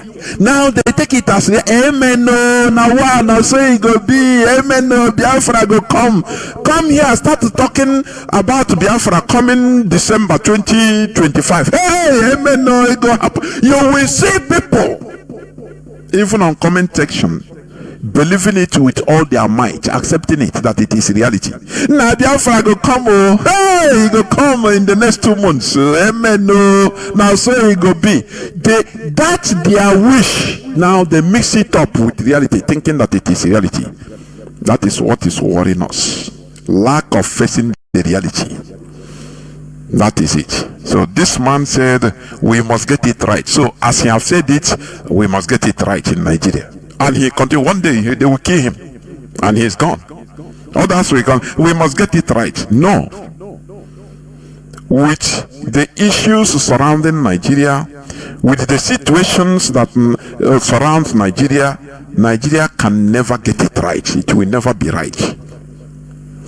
The Southern Sudanese understood this. These are realists. They don't talk about wish. Oh no, I wish that we are one big Sudan. No problem. No. What they are seeing, they are calculating from the based on the reality that is facing them. That is how a people can survive. Otherwise, you continue suffering and continue lamenting. Hey, my shop, they destroy it, because for that man in Abuja, he thought that we are all one Nigeria. Maybe if you talk to him about Biafra, he'll tell you, boy, I leave this Biafra. I have my shop here. Don't worry. Nigeria is good. We can make it better. That is what he's praying every time because of his shop. Every time he is very diligent going to church, praying that, oh no, Nigeria, oh, let's pray tonight. Oh, Nigeria. What he's praying is his shop. That wish. But reality struck him. And he understand the hard way. Are you getting what I'm saying? The Southern Sudanese, I don't want to go into more details because I will make this a topic one day. To enter into deep, profound, so that our people can understand many things. Southern Sudanese, they are not into wishy-washy superstitions and oh God will do it. No, they are judging from the situation. They are realists, and I'm very happy that this is what the DOS is today. I can tell I'm not sentimental. I can tell you beyond reasonable doubt. You see the DOS. You see the DOS. They are not people you can come with a sentence. That is why when some of our people are complaining or doing, they keep quiet. They know what they are doing. They keep quiet as if they didn't hear. They don't want to make a mistake, make a step that after they will regret. No. They consider things 360 degrees before taking decision. Because we have learned the hard way. Are you getting what I'm saying? Mazi Nnamdi Kanu is the leader of the indigenous people of Biafra. He is a single human being. There are mistakes that needs to be corrected. That is true. From America, when he was traveling to Kenya, he didn't tell no DOS member. No, he didn't inform the DOS. People that they met Nigeria works onion do from America. They use both to superstition, but telling him, prophet this, be careful on the people that near you, they will kill you. Even don't tell your movement to these people you trust, so they will kill. You see, Nigeria, when they remember you, hey, you need to be at alert. That's why today DOS is a body, is an institution. Are you getting what I'm saying? Are you hearing me? No, some people don't want to hear the truth. It doesn't matter whose ox is God. That is not our problem. Our focus is to make sure that our goal is reached. Are you getting it? Without no sentiment. People that should guide, his lieutenant that should guide his back defense, he didn't inform them anything because they rounded him up, even right from America, with Nigerian agents coming with money. Oh, we will donate. Oh, don't worry. Chairman had the genuine. You don't know that they are from politicians, agents of politicians. Are you getting what I'm saying? This is it. So the Southern Sudanese, they were always at alert. They signed that agreement to go back to one Sudan in 1972. They signed that agreement. But they continue being watchful. They are not like Igbo people. They are not like Biafrans that are once they sign, everything is one Nigeria. Don't you see Asaba massacre? Why was Asaba massacre? They quickly deceived our people in Asaba. Igbo in Asaba. No, don't worry, come out. Everything is okay. They cannot decipher. Stay inside bush. They go. Our people are easily deceived because they don't suspect anything. When a man stay, he never have a defense. You are not a man. You're supposed to have something. Defense in you doubt everything. That is how things are. But our people, they have no reserve. They came out to welcome. Oh, now we are one Nigeria. Thinking that they don't think that these people are coming with rage. They don't think, oh, these people can do anything. All of them came out.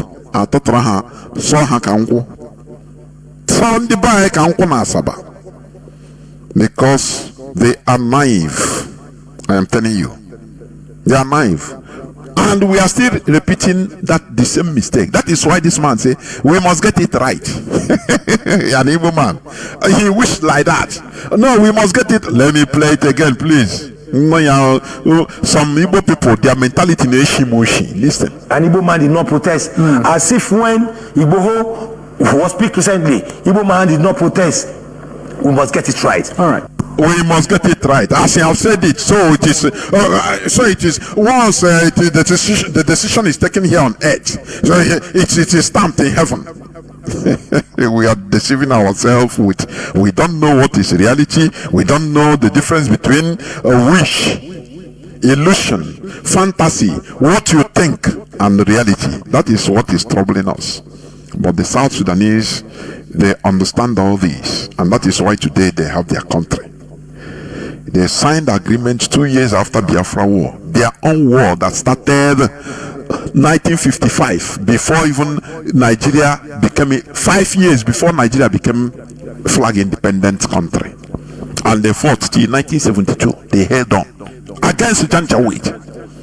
When they signed that agreement, they didn't relax. They continued watching. They didn't tell their people, no, one Nigeria now, one Sudan, everybody, you can do your, go and buy and sell, no problem, relax. They were at a large.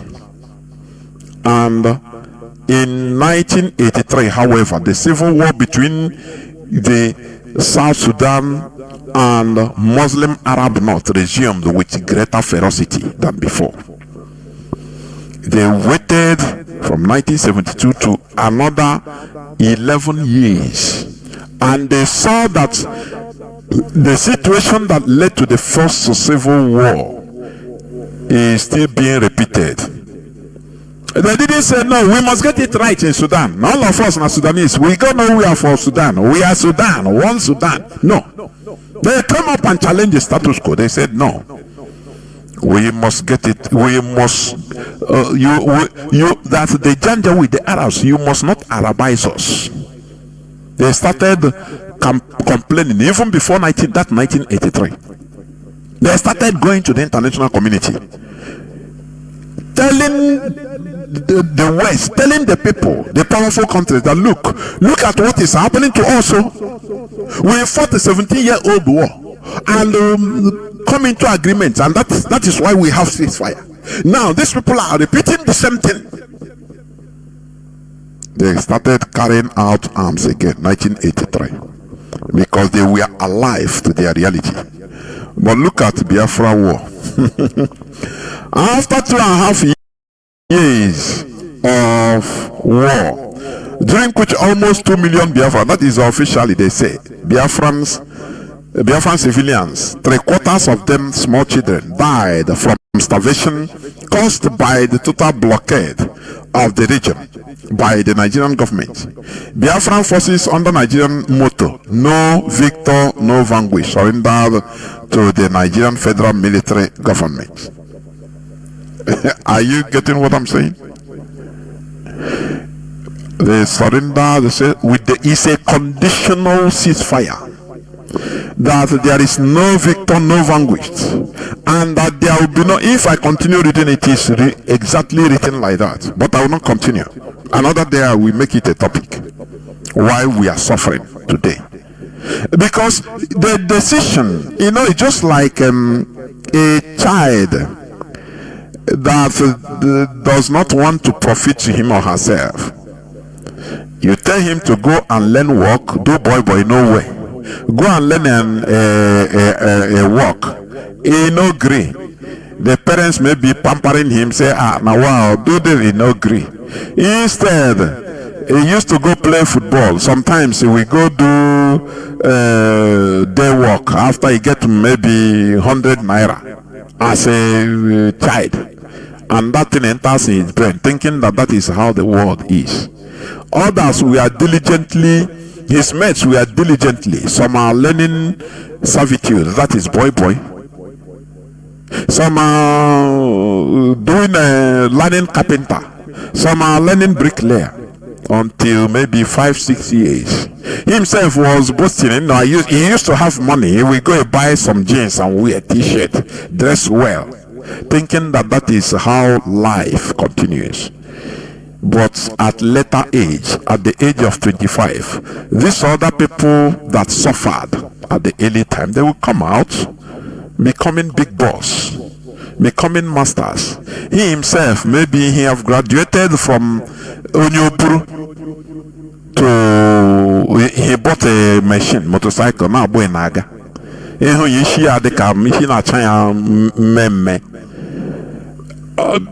facing because he laid the foundation of what he's suffering. The other people he was boasting for before, when they were little, telling them, you people are they don't sabi anything. Yeah, they make money. He faced money. Today at the age of 25, he become nothing. The other people now became, some are doctors, some are, they have their shops, big shops. Some have their entrepreneurship in carpentry, in different things. Ready to even employ him as a day job. You see how things are. So you make your bed, how you will lie on it. That is an adage. That is it. So our people did not care to face the reality that time. Instead of our people, our political class, our intellectuals to gather, be monitoring, no victor, no vanquish. What about the 3R? They don't care. They say everybody go and make money.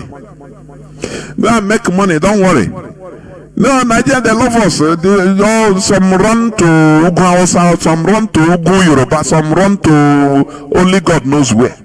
They're making money and they make money. Today the chicken has come to roost. They can destroy that thing you built with impunity because they tested our resolve by disobeying the 3 R's, disobeying it without adhering to the terms of agreements of our surrender. And there was no repercussion. They say, these people on about we will deal with them, don't worry. They scattered us. They impose the political representatives on us to scatter us more, encourage us. Now, go do on a business, don't worry.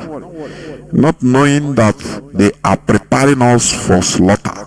And that is what is going on today. That is why we are at the lowest level in Nigeria, the Igbos, because we don't understand politics. Had it been at 1970, okay, no victor, no vanquish, there were 3R. From 1971, 1972, no implementation, no federal government construction or reconstruction, no rehabilitation, no reconciliation. People start shouting that time. People start making noise, going to America, complaining that look, we ended this war with this agreement, but nothing. They are still coming to they are still doing the same thing. No? Why shouldn't it becomes a topic of our political agenda in Biafra land, in our land. Had it been they started it 1971, 1972, they must be either forced to do it or there will be a revolt. There would have been another revolt even 2-3 years after the war. But the worst is that every Igbo man is scattered. Say now to your tent, you want to I beg you want us to suffer again. They don't want to suffer. South Sudanese suffered first 17 years. They endured another 11 years. Still want Sudan to watch, and they were at alert. They saw that the same condition these people were coming. They said no, there is alarm. As nobody listened to the alarm in the high places, they carry arms. The second time, they said no, we cannot. If we stay quiet and say it doesn't matter, all of us are gone. In 1983, they started another war, 22-year war. And 2005, they have their country. I mean, is it 2005? The war ended 2005. And 6 years after that war, in 2011, they have their country. Today, we are still in the status quo. Yeah, we must get it right in Nigeria. That is why some international community, some countries, they say that we are foolish. I am telling you. When the leadership goes and knock at the door of some country, they say, you people are foolish. You are coming back. Only after you will not resist, you make us shame if we support you. The same way you run away and forget everything. Today you are coming back. Come on now, Nagera. When you people are serious, we shall know. But people don't know. Do you see that? Do you see these two scenarios? These other people were consistent and doing their thing, and today they have their country. We instead we continue blaming ourselves. These people will come say, no, IPOB is mad, they are refrats. This one, no, we must get Nigeria right. The international community is watching you. After all, our land is filled up with natural resources, and the West is they are already handing, as they see foolish people, Bakwame people, they help Nigeria, the caliphate, to make us more stupid as they are mugus. And today we are crying one. If you want one person, if you go tell a normal Igbo man, a trader in trade fair, he will tell you, I beg that Biafra thing, Biafra of 18, leave it. Leave it. I'm doing well. When his shop is being destroyed in trade, you start shouting. You see, because I'm Igbo man. You see, foolish people. Make I stop here, beg. Sometimes in the Igbo, if not for the few chosen, if not for IPOB, make I stop here, beg. I will go into a few minutes break, so that when I come back, I will open the lines. On the way they think, they disturb my sleep again. They are destroying our shop now, because you ask him, what have you been doing? Did you do anything in order to solve our collective problem? Do you contribute to anything? No, he didn't care. You go to church, they give him, church is a place where they make you think that your fantasies is real. Just believe and it is done. That is what they feed our people, and they think that it is reality. All your fantasies. Oh, I claim that Nigeria will be better. It will be better. It doesn't matter. God have done it. Amen. Your pastor say, in Jesus' name, you say amen. And you go home thinking that all your fantasies is reality. This is very foolish, honestly. Very, very foolish of many of our people. This is where I'm going to stop. I'll go into a few minutes break, so that when I come back, I will open the lines. Please do not go away. I'll be right back. One, they handcuffed me very tight, and they were making some statements that I had of. For instance, how could a policeman be telling me, oh, you are even an Igbo man and you are protesting in Lagos? As if they have forgotten. When Jonathan was in power, it was in Lagos we staged the protest against him. It was in Lagos we started all the protests that brought in democracy in this country. Why all this coming from police officers? I was even highly disappointed at the commander of Mopo 20, one ACP Idris. When he came with all his men.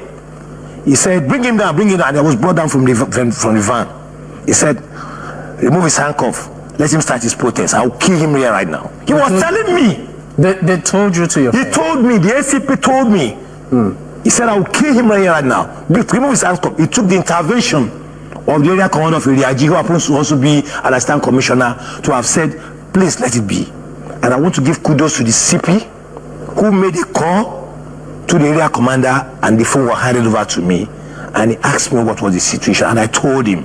I spoke with the CP, and the CP immediately ordered that the handcuff should be removed and I should be treated in a VIP way, and I was taken in the area commander's personal vehicle down to my place. But I want to tell you that, if we must get it right in this country, we must begin to remove ethnicity from everything we do. I saw people reading ethnic meaning to what was happening, as if when Gani Adams was picked in those days, an Igbo man did not protest. As if when Igboho was picked recently, Igbo man did not protest. We must get it right. All right. Most especially coming from police officers, I will not take it. Right now, my necklace 1.5. Litigation until they differ as I auction my shop. I tell them that I don't have any case with them. Why should they auction my shop? I built this church in 2012 for our rent their phone shop in number. I rent one to somebody. They said the person in the shop is showing them credit.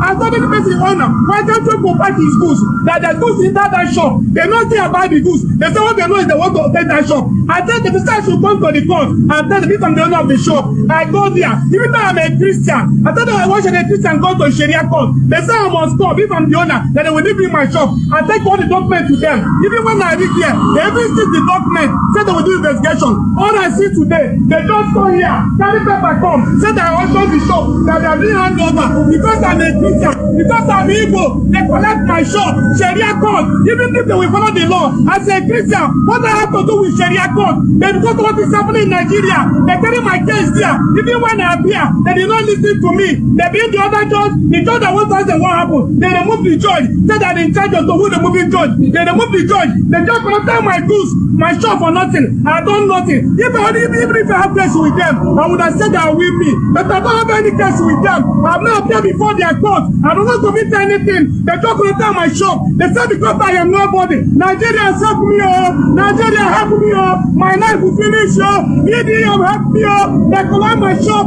because I am a Christian. They shut the Sharia court. I'm taking my shop. God help me, oh. God help me, oh. God help me, oh. God help me, oh. God help me, oh. They collect my shop just to intimidate me. I have no case with them. If I had a case, I would say that I win me. But I'm not being in their court and do any judge. They just collect my shop just like that. Just intimidation because of my time. I tell the case to God.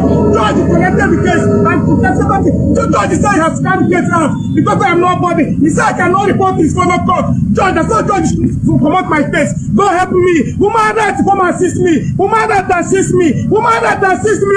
Woman that assist me. I hope from God. I hope from God. I hope from God. Whoever that take by the shop, God will not let you take my shop. This is my sweat. This is my sweat. God help me. God help me. God help me.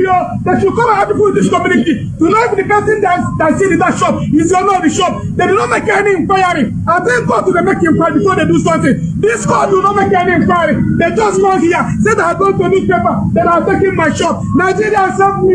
Nigeria help me. Nigeria help me. God help me. Chief litigation. Sharia court of Abikudu. Chief Registrar. Sharia court of Abikudu. Chief Judge. Upper area court. They connected ability. They connected ability. They connected ability. Upper area court. Chief Judge. Chief Judge. Upper area court. Welcome back. This is Radio Biafra House of Service coming to you through Radio Biafra London. My name remains Mazi Jonathan Chinedu from Olu Province of Biafra London. We are here live and direct. Today is the 23rd day of October 2025. And we must continue. There is something I want to say before I open the lines. You know, like the previous clip I played, you know, our people prefer privilege to right. You hear me? Our people, many of our people prefer privilege to right. You know, the man that talked, Declan Declan something, he said, and they treated me like when the call come, they now treated me as a VIP. You know, they love it. Oh, now I'm treated like VIP. Declan Ihekire. You know? You don't want to be in a context whereby every citizen is equal, is citizen. But what about if he is not a VIP as he is supposed to be? We'll kill him, and that's it. It's very sad. We must be wise, politically wise. Political wisdom is needed. And there is also this thing I want to say. Our leader went to court today, and the lawyers all went out. Look, Mazi Nnamdi Kanu did not sack the lawyers, please, as the contrary to what the papers are announcing, or some of the papers. Agabi resigned by himself, son Agabi, and according to the judicial procedure, Mazi Nnamdi Kanu, our leader, he needs lawyers, he needs attorney, big representation. In a case like high profile case like this, it's not about being wise, you go and represent yourself. It's impossible. Even if you're a lawyer, you need attorneys to represent you. What is going on is very, very dangerous. You know, we say it doesn't matter how you think. You know, our people love what do you call it, fantasies. It's the same thing we are talking.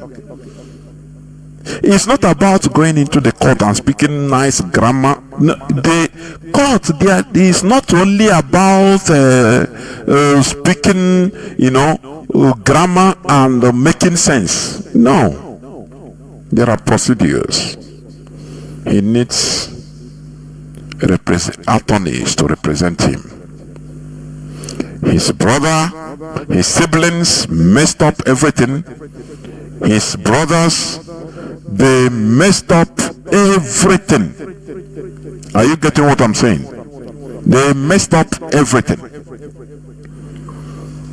IPOB tried all their best, but in every move IPOB made on the case of Mazi Nnamdi Kanu, the brothers blocked, because they thought inside them, even till today, they thought that IPOB is a family business. It's very regrettable, but that is the truth. They took IPOB as a family business set up by their brother. But today, people didn't know what IPOB has been fighting.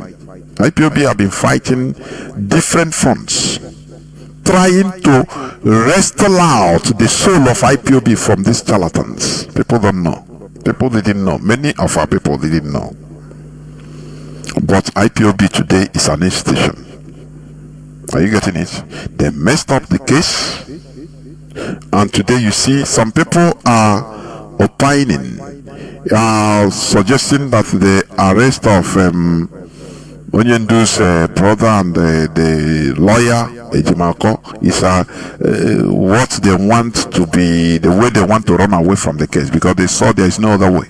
It's their opinion. Everybody has right to his or her opinion. It doesn't mean that it might necessarily mean the reality. No.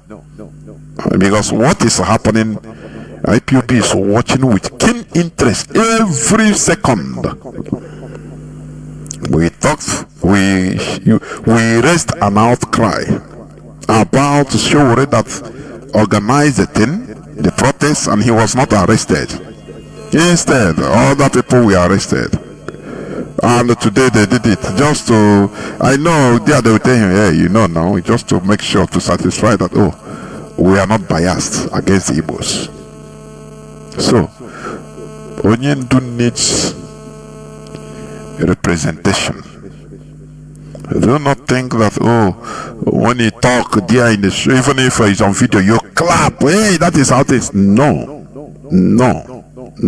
this is a serious issue. Onyendu needs representation. The family of Onyendu should be held accountable. You see how they try to mess up, even while trying to go extra mile by IPOB in order to secure, in order to continue the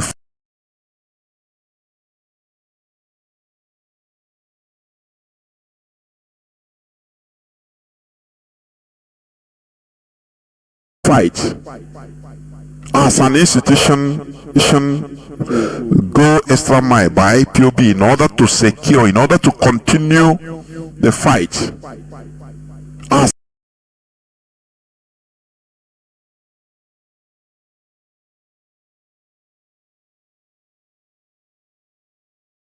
an institution,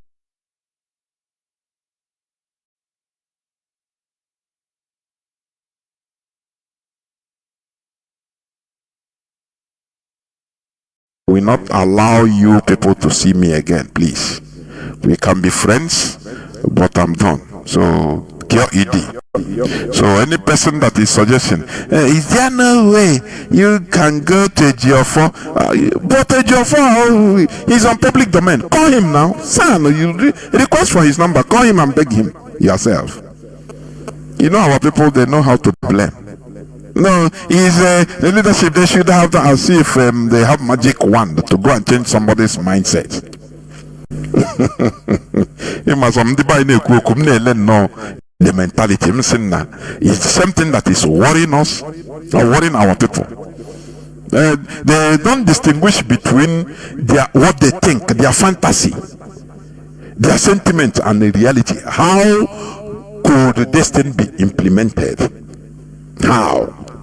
That is in one post by one this thing they call Yoruba Times.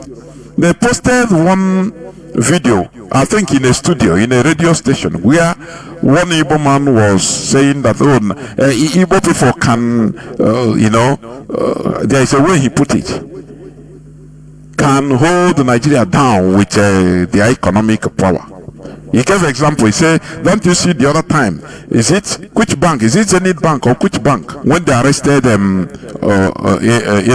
Innocent, and there was a campaign that every woman should remove their money from that bank, and that bank came and started begging. Now that Yoruba platform wrote, after everything they wrote, they say, having a wish is one thing, but implementation is another thing. I love that statement, and it's true. It's what is worrying our people. Everything in their mind, everything seems very easy. If somebody will call and give very nice, and man, I do it like, why not you do like this, do it like this. Very easy. But they don't understand that implementing it is as difficult as anything.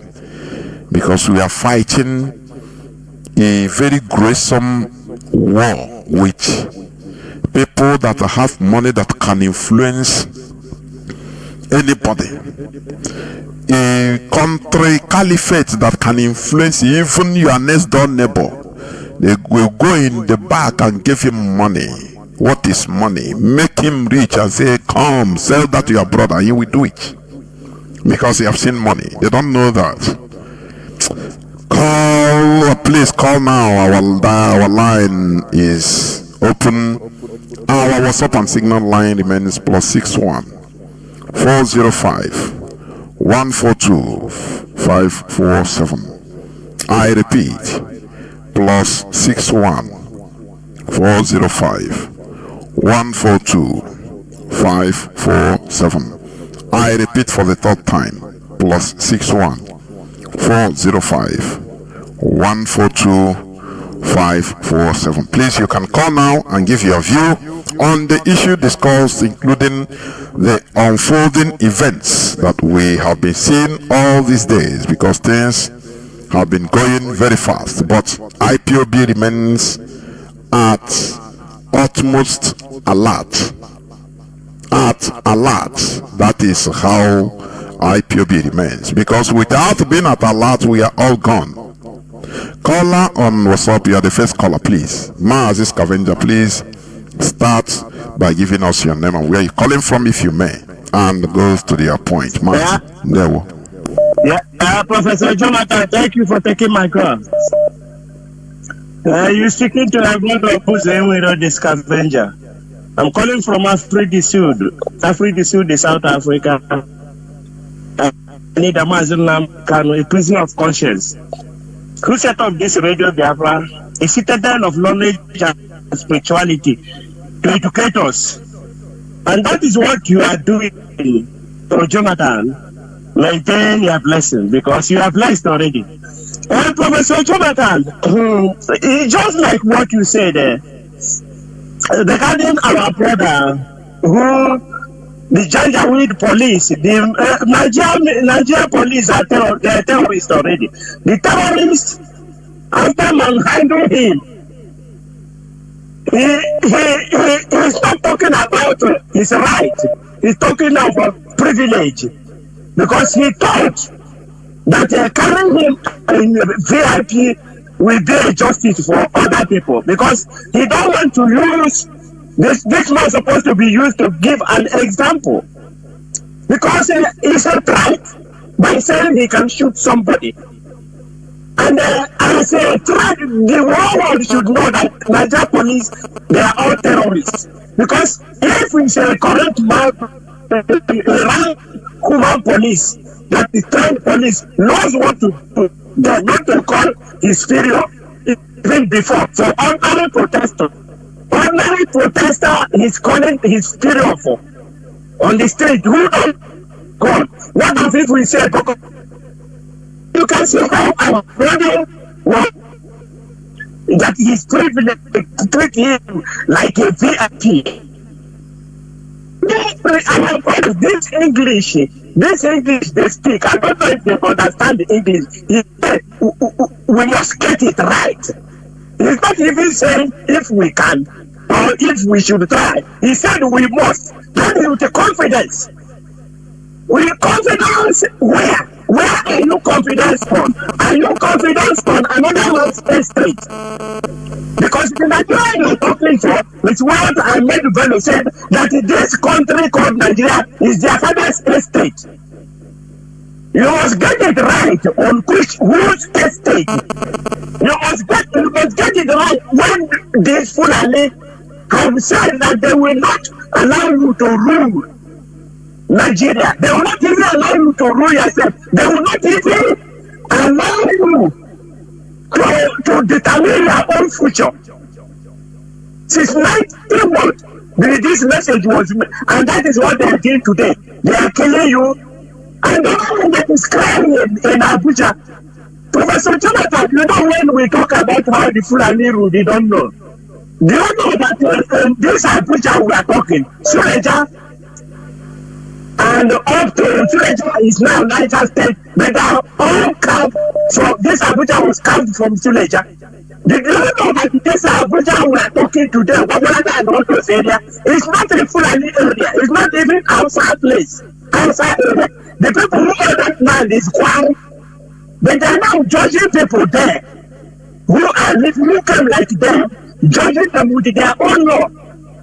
Can you see what we are seeing in Nigeria? The whole world should hear when they do this half of representatives are coming. There's the representative of Fulanis, the representative of the Janjaweeds, the representative of this terrorist. They are coming. They are military senators. You must not allow your hands to be frustrated. These people are cancerous. Because when they come, they're going to entice you with so many things. Look at what they did to the United Nations. Nigeria and that advance group and it's right. That is why today Nigeria are all terrorists, all their security status and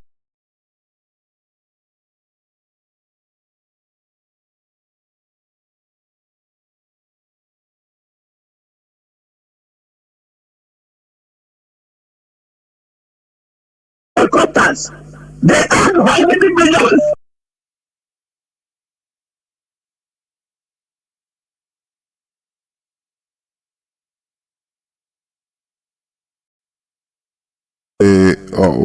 The microphone, I mean the telephone on your mouth. They remove it a bit from your mouth. Let it have small distance.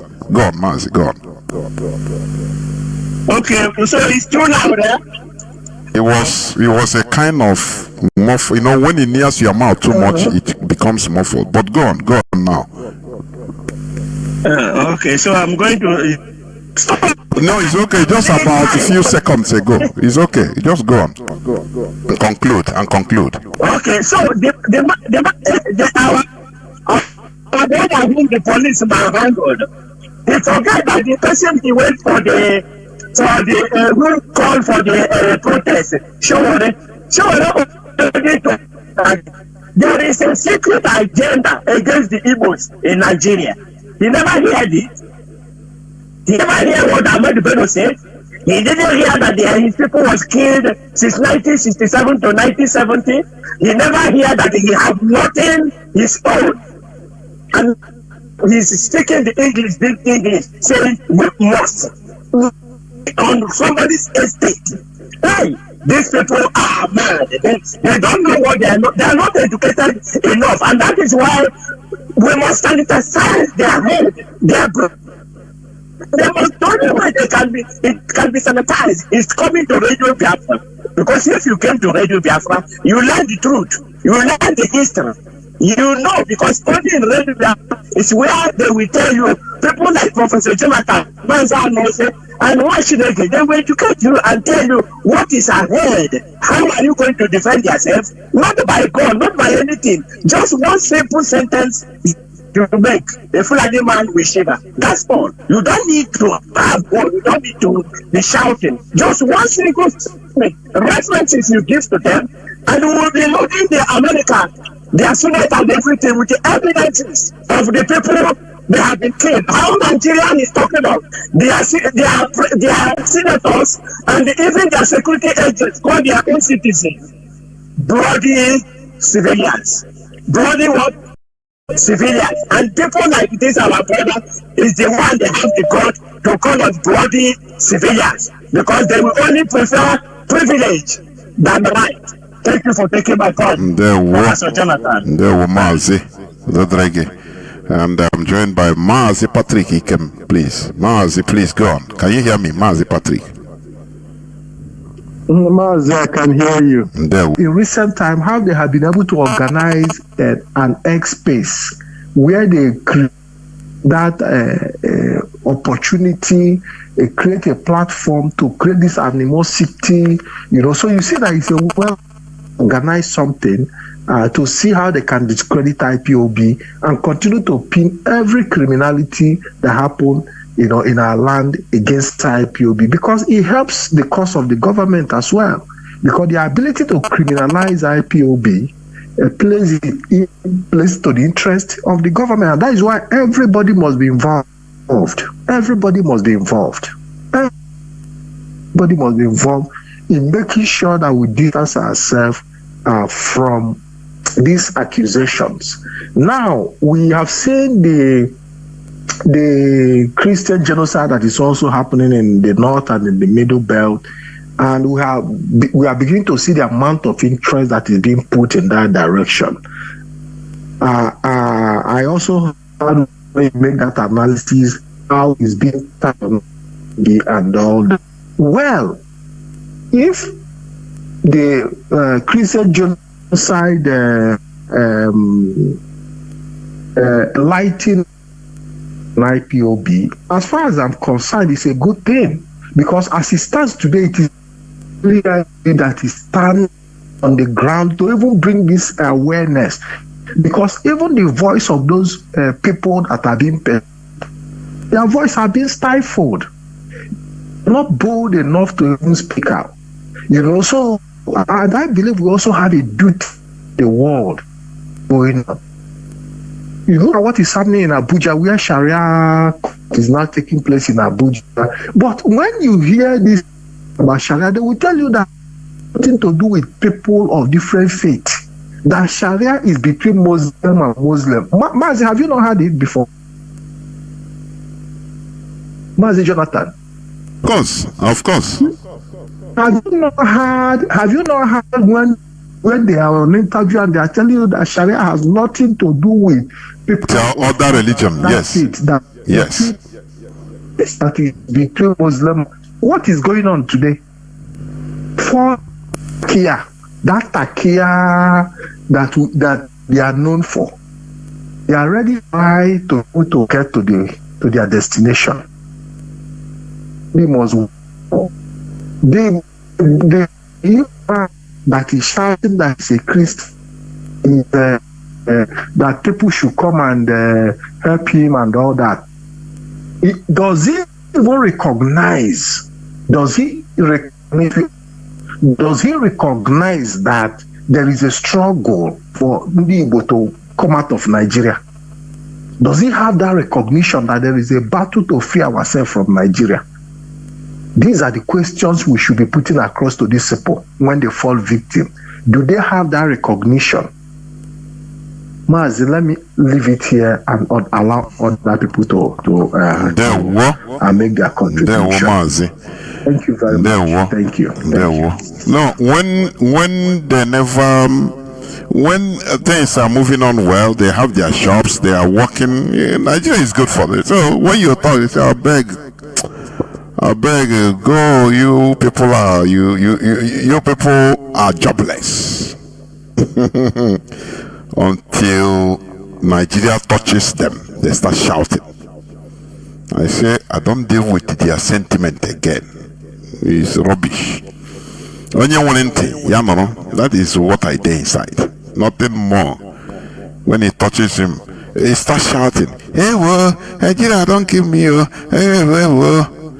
Before the thing happens, you'll be telling him, look, all of us are in a mess together. We tell you, nah, you go better, don't worry. Is it only you that I beg? Nigeria is go and hustle, it will be better. Call on signal, please go on. Call on signal, can you hear me? Mazi, Oba. Yes, Professor Jonathan.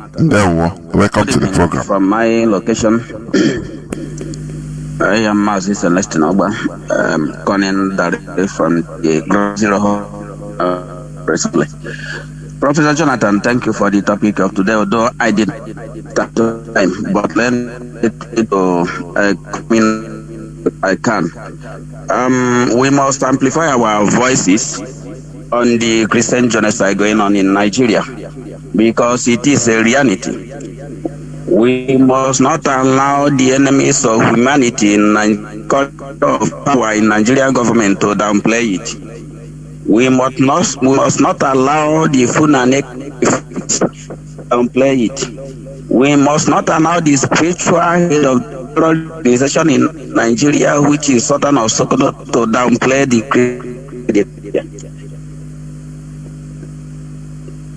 It's very pitiable that even the churches, the GO, like you mentioned, they are not amplifying their voices, even though when their pastors in their respective churches have been adopted by these murderers and jihadists and they killed in cold blood. But it is very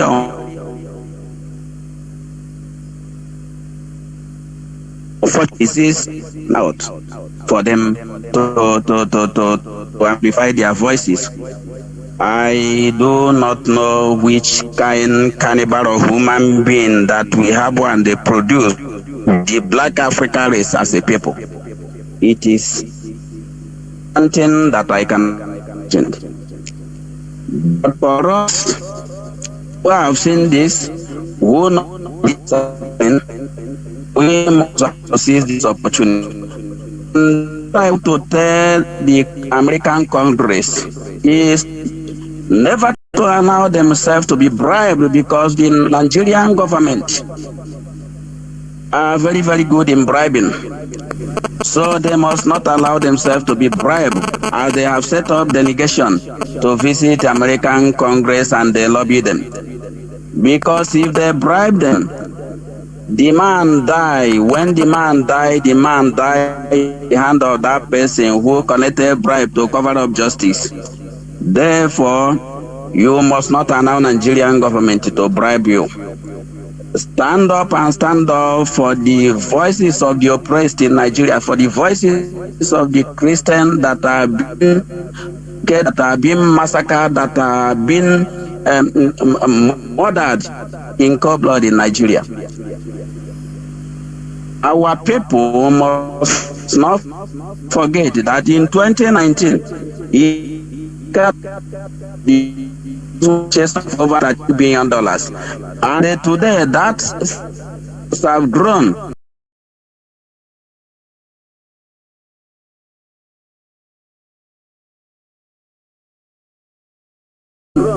to maybe just over $1 billion. And today,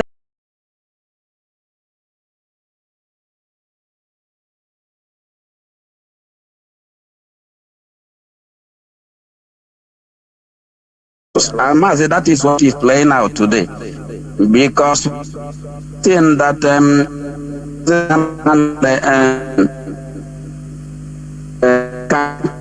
ask him to withdraw some names, he saw that witnesses, because these names are names that you cannot step on.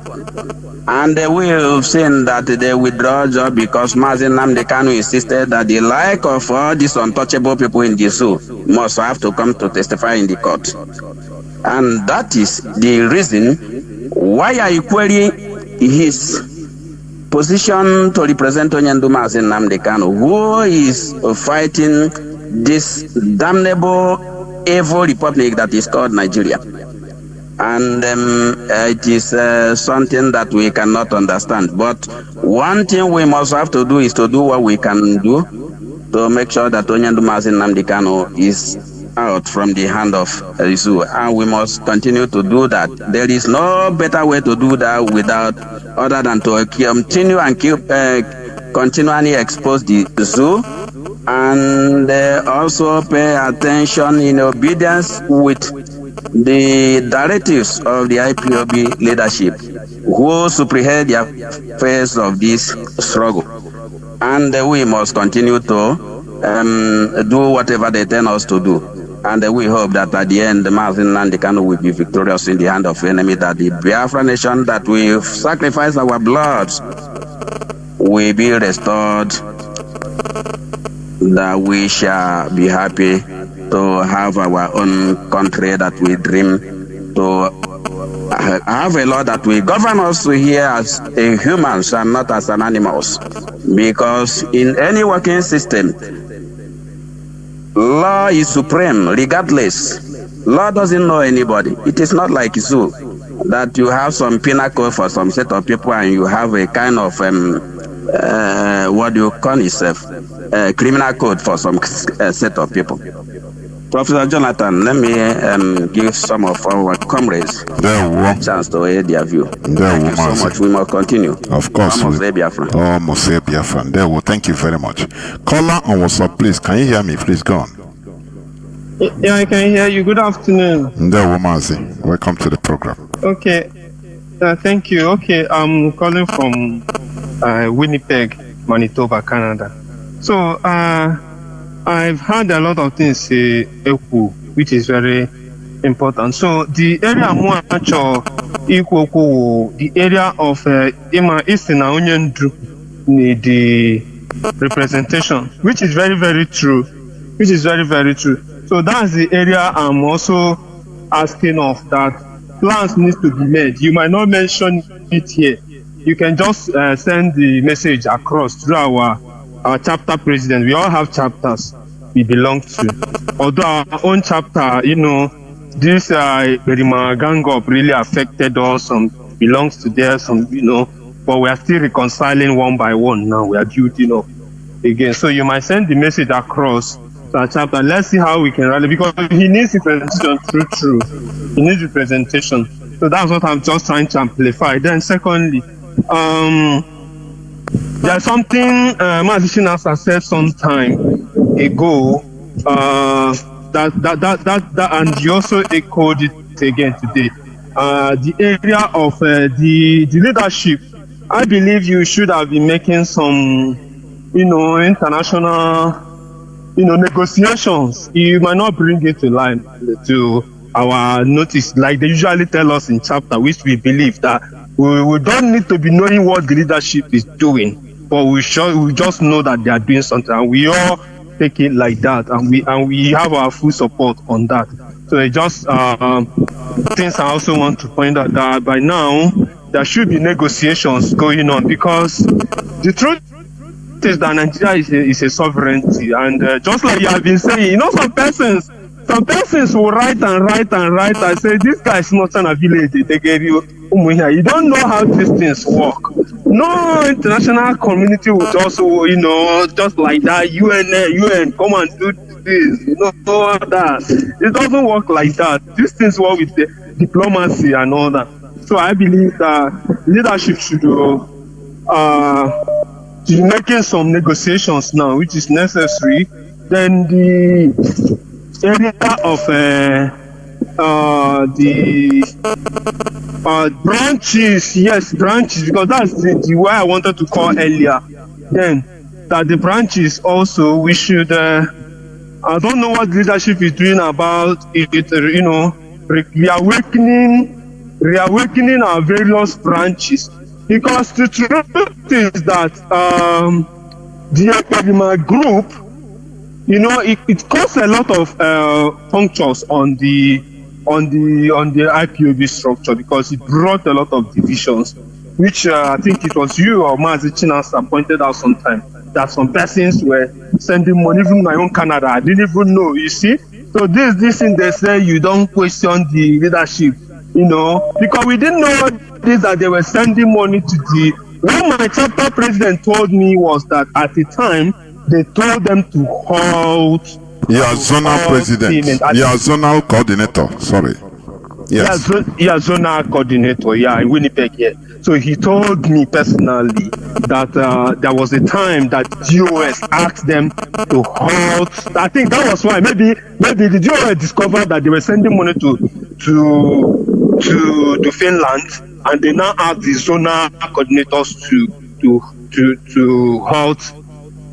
So that's what he told me, and so I'm now saying also that arrangements should be made to also reawaken the various zones and chapters to and especially those in diaspora, because I know that those in Nigeria, based on security issues, they may not be so open as such.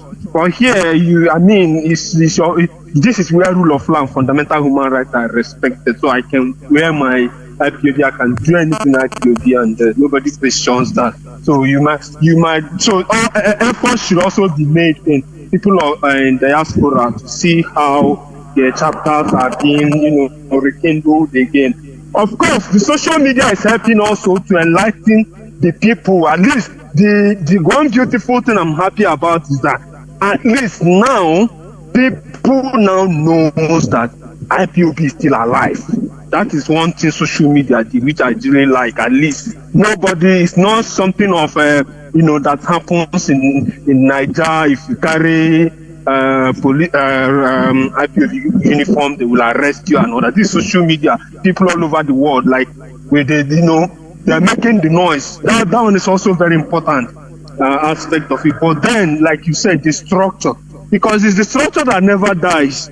It's the structure that never dies, not the noise. There should be people, coordinating this and all that. So you need to look into that, the area of the units, the chapters, how are they faring? You need to really look up to them to see how they will be built up. Because, for instance, our own chapter, we were up to, I think, 450-500 before, but now our core in our group, I don't even think we're up to 20. But other people still believe, that's the problem. Yes, everybody looks up to Onyenduo. But when it now comes to GOS, so we say GOS are thieves, so GOS are that, then some people will not still believe in. So you see that division. Yes, everybody looks up to Onyenduo. But when you now come to this, that is where we should start doing the area of reconciliation and the rebuilding. It's very, very. I'm assuring you the DOS is doing something internally on many fronts in the diaspora, even mostly in Canada. The DOS know everything. They know everything that is happening.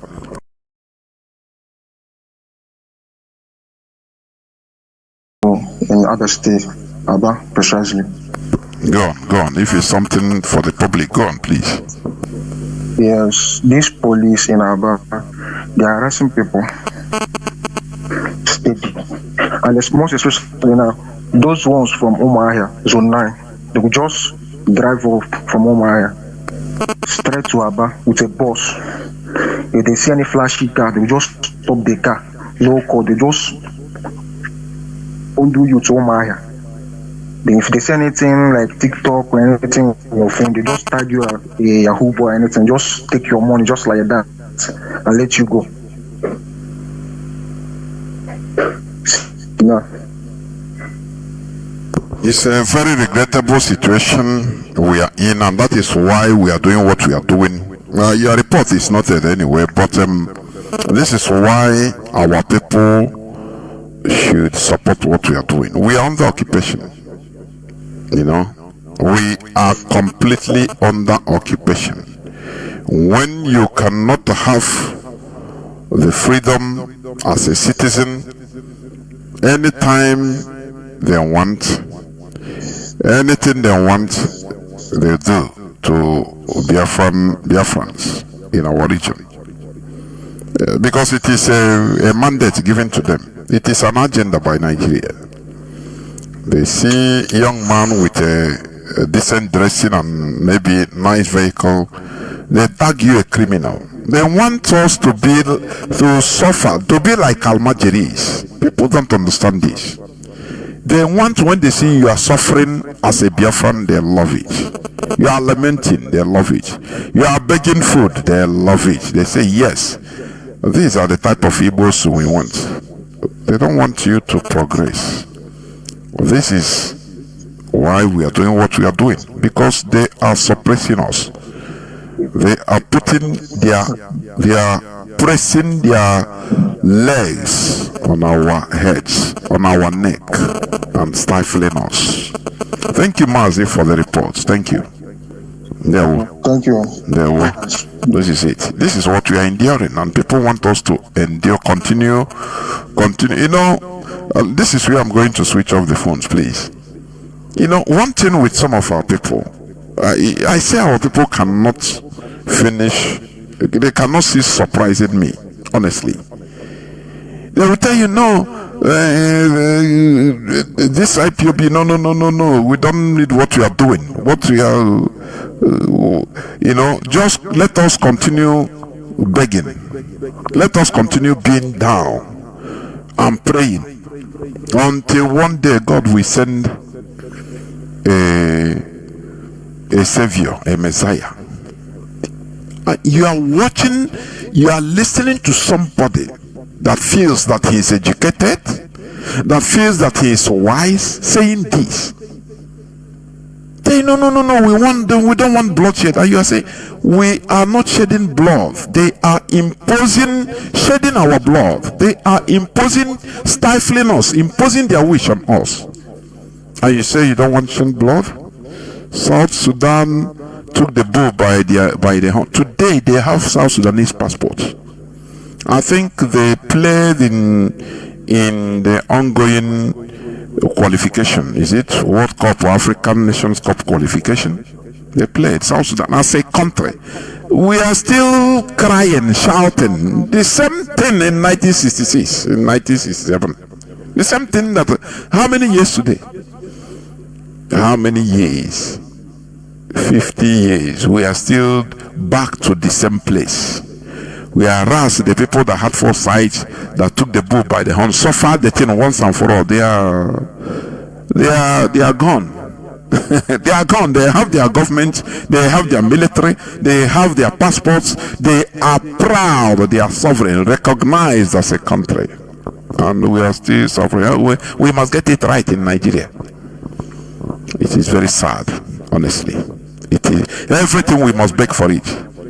We beg for you to be given privilege instead of rights. We have no right, because they can deal with you as an Igbo man, as a Biafran. They can kill you at their wish and tag you anything, and there is nothing you can do about it.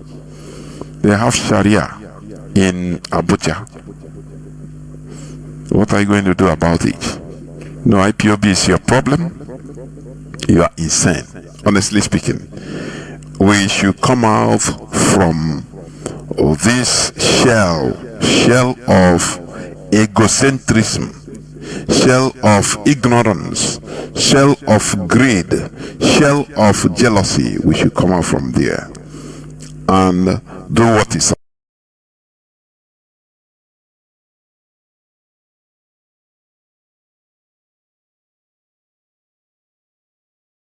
right for our collective interests. of greed, shell of jealousy. We should come out from there. And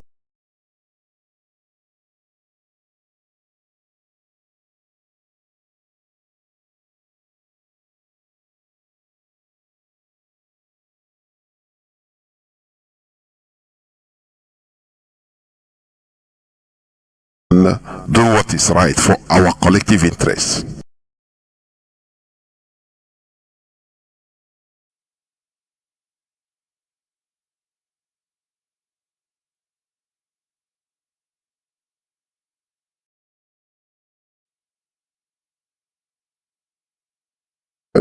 What is his name?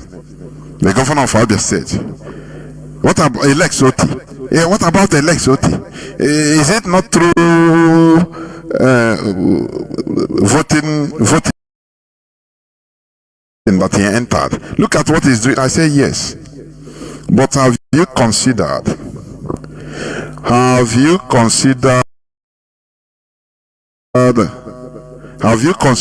after Oti? Oti stay 8 years. If he continues doing the right thing, yes, he will stay, have a lifespan of in the office of only 8 years. Immediately he goes out. The next person that will come can, sweep away all his good deeds. He can leave the roads to rotten back, and everybody will go back to status quo. And now, cows everywhere unkempt. Somebody called me on video from Boniland privately and was showing me everywhere. He said, Mazi, look at what people are suffering here. People are living like a church rat, very poor, whereas it is a place that they look at, you check everywhere, all the coast, the seas are around, filled up with heavy tankers, loading oil 247. What about Okrika? The whole terminal, they are there. People are living in shanty towns, huts. They put one lord over them there as their agent. If the people try to rise up to protest for one thing or the other, he will invite military. Military will come and kill many of them. You cannot hear it on our Rise television or Chinese television. And they'll keep quiet. We are living under occupation and bondage. When you look at what is going on, even in our coastal part, you pity our people. They are poor, remain poor. The women they can sell their body for 1,000 naira. I am telling you, that is how our women there are subjugated to. It's very sad and pathetic. But when we talk about to remove ourselves from this low life, this occupation, our fathers have made mistake. They didn't know outcry, nothing. They didn't challenge Nigeria allowing or dishonoring their commitment of the agreement of the armistice of the Biafra war. They allowed it to fester. Instead, they tell everybody, go and hustle. You are hard-working people. Go and build, go and trade, go and there is no other way than for you to go and hustle. But only people, it is for you to reason. It is for you to support what we are doing. This is where I'm going to stop. Biafra remains our religion. This is why we always say that Biafra is our ideology. And remember to be on Twitter, shout this, broadcast it, write it, tweet it, go on X and tell the world that Christians are suffering genocide under Nigeria. It is a reality. Don't leave all those, selfish pastors. Leave them. Forget them. Leave all those people that are gaining, all those Christian clergy that are gaining from people's misery. Leave them. Do your work. Just go and do it. Because it is our responsibility, our collective responsibility. Tweet to the world what is happening. Tweet to them that Christians are facing it's a reality. Christian genocide in Nigeria is a huge reality. And that's why I love this. There is another US lawmaker, Stutzman, condemns Sharia law, joins Ted Cruz in decrying barbaric violence against Christians in Nigeria. Tweet to them, tag them, American lawmakers, tag them, British lawmakers, the abode of the devil himself, the creator of Nigeria, that Soludo said is God that created Nigeria. It is the British, the devil. They are the devil that created that zoological primitive jungle in Africa. That is them. Tag them, let them be seen their shame. How they turned a people that should be progressive, they turned them into cannon fodders. That is it. So we must make the noise necessary. It is you and I that can continue doing it. Forget about the blackmail, forget about the tarnishing of image. We are accustomed to that, but they are using it in order to discredit the message, the truthful message, the reality that we are bringing to the people. Thank you for listening. Biafra remains our religion, our ideology, and from here, it is simply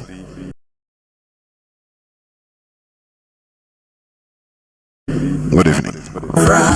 The message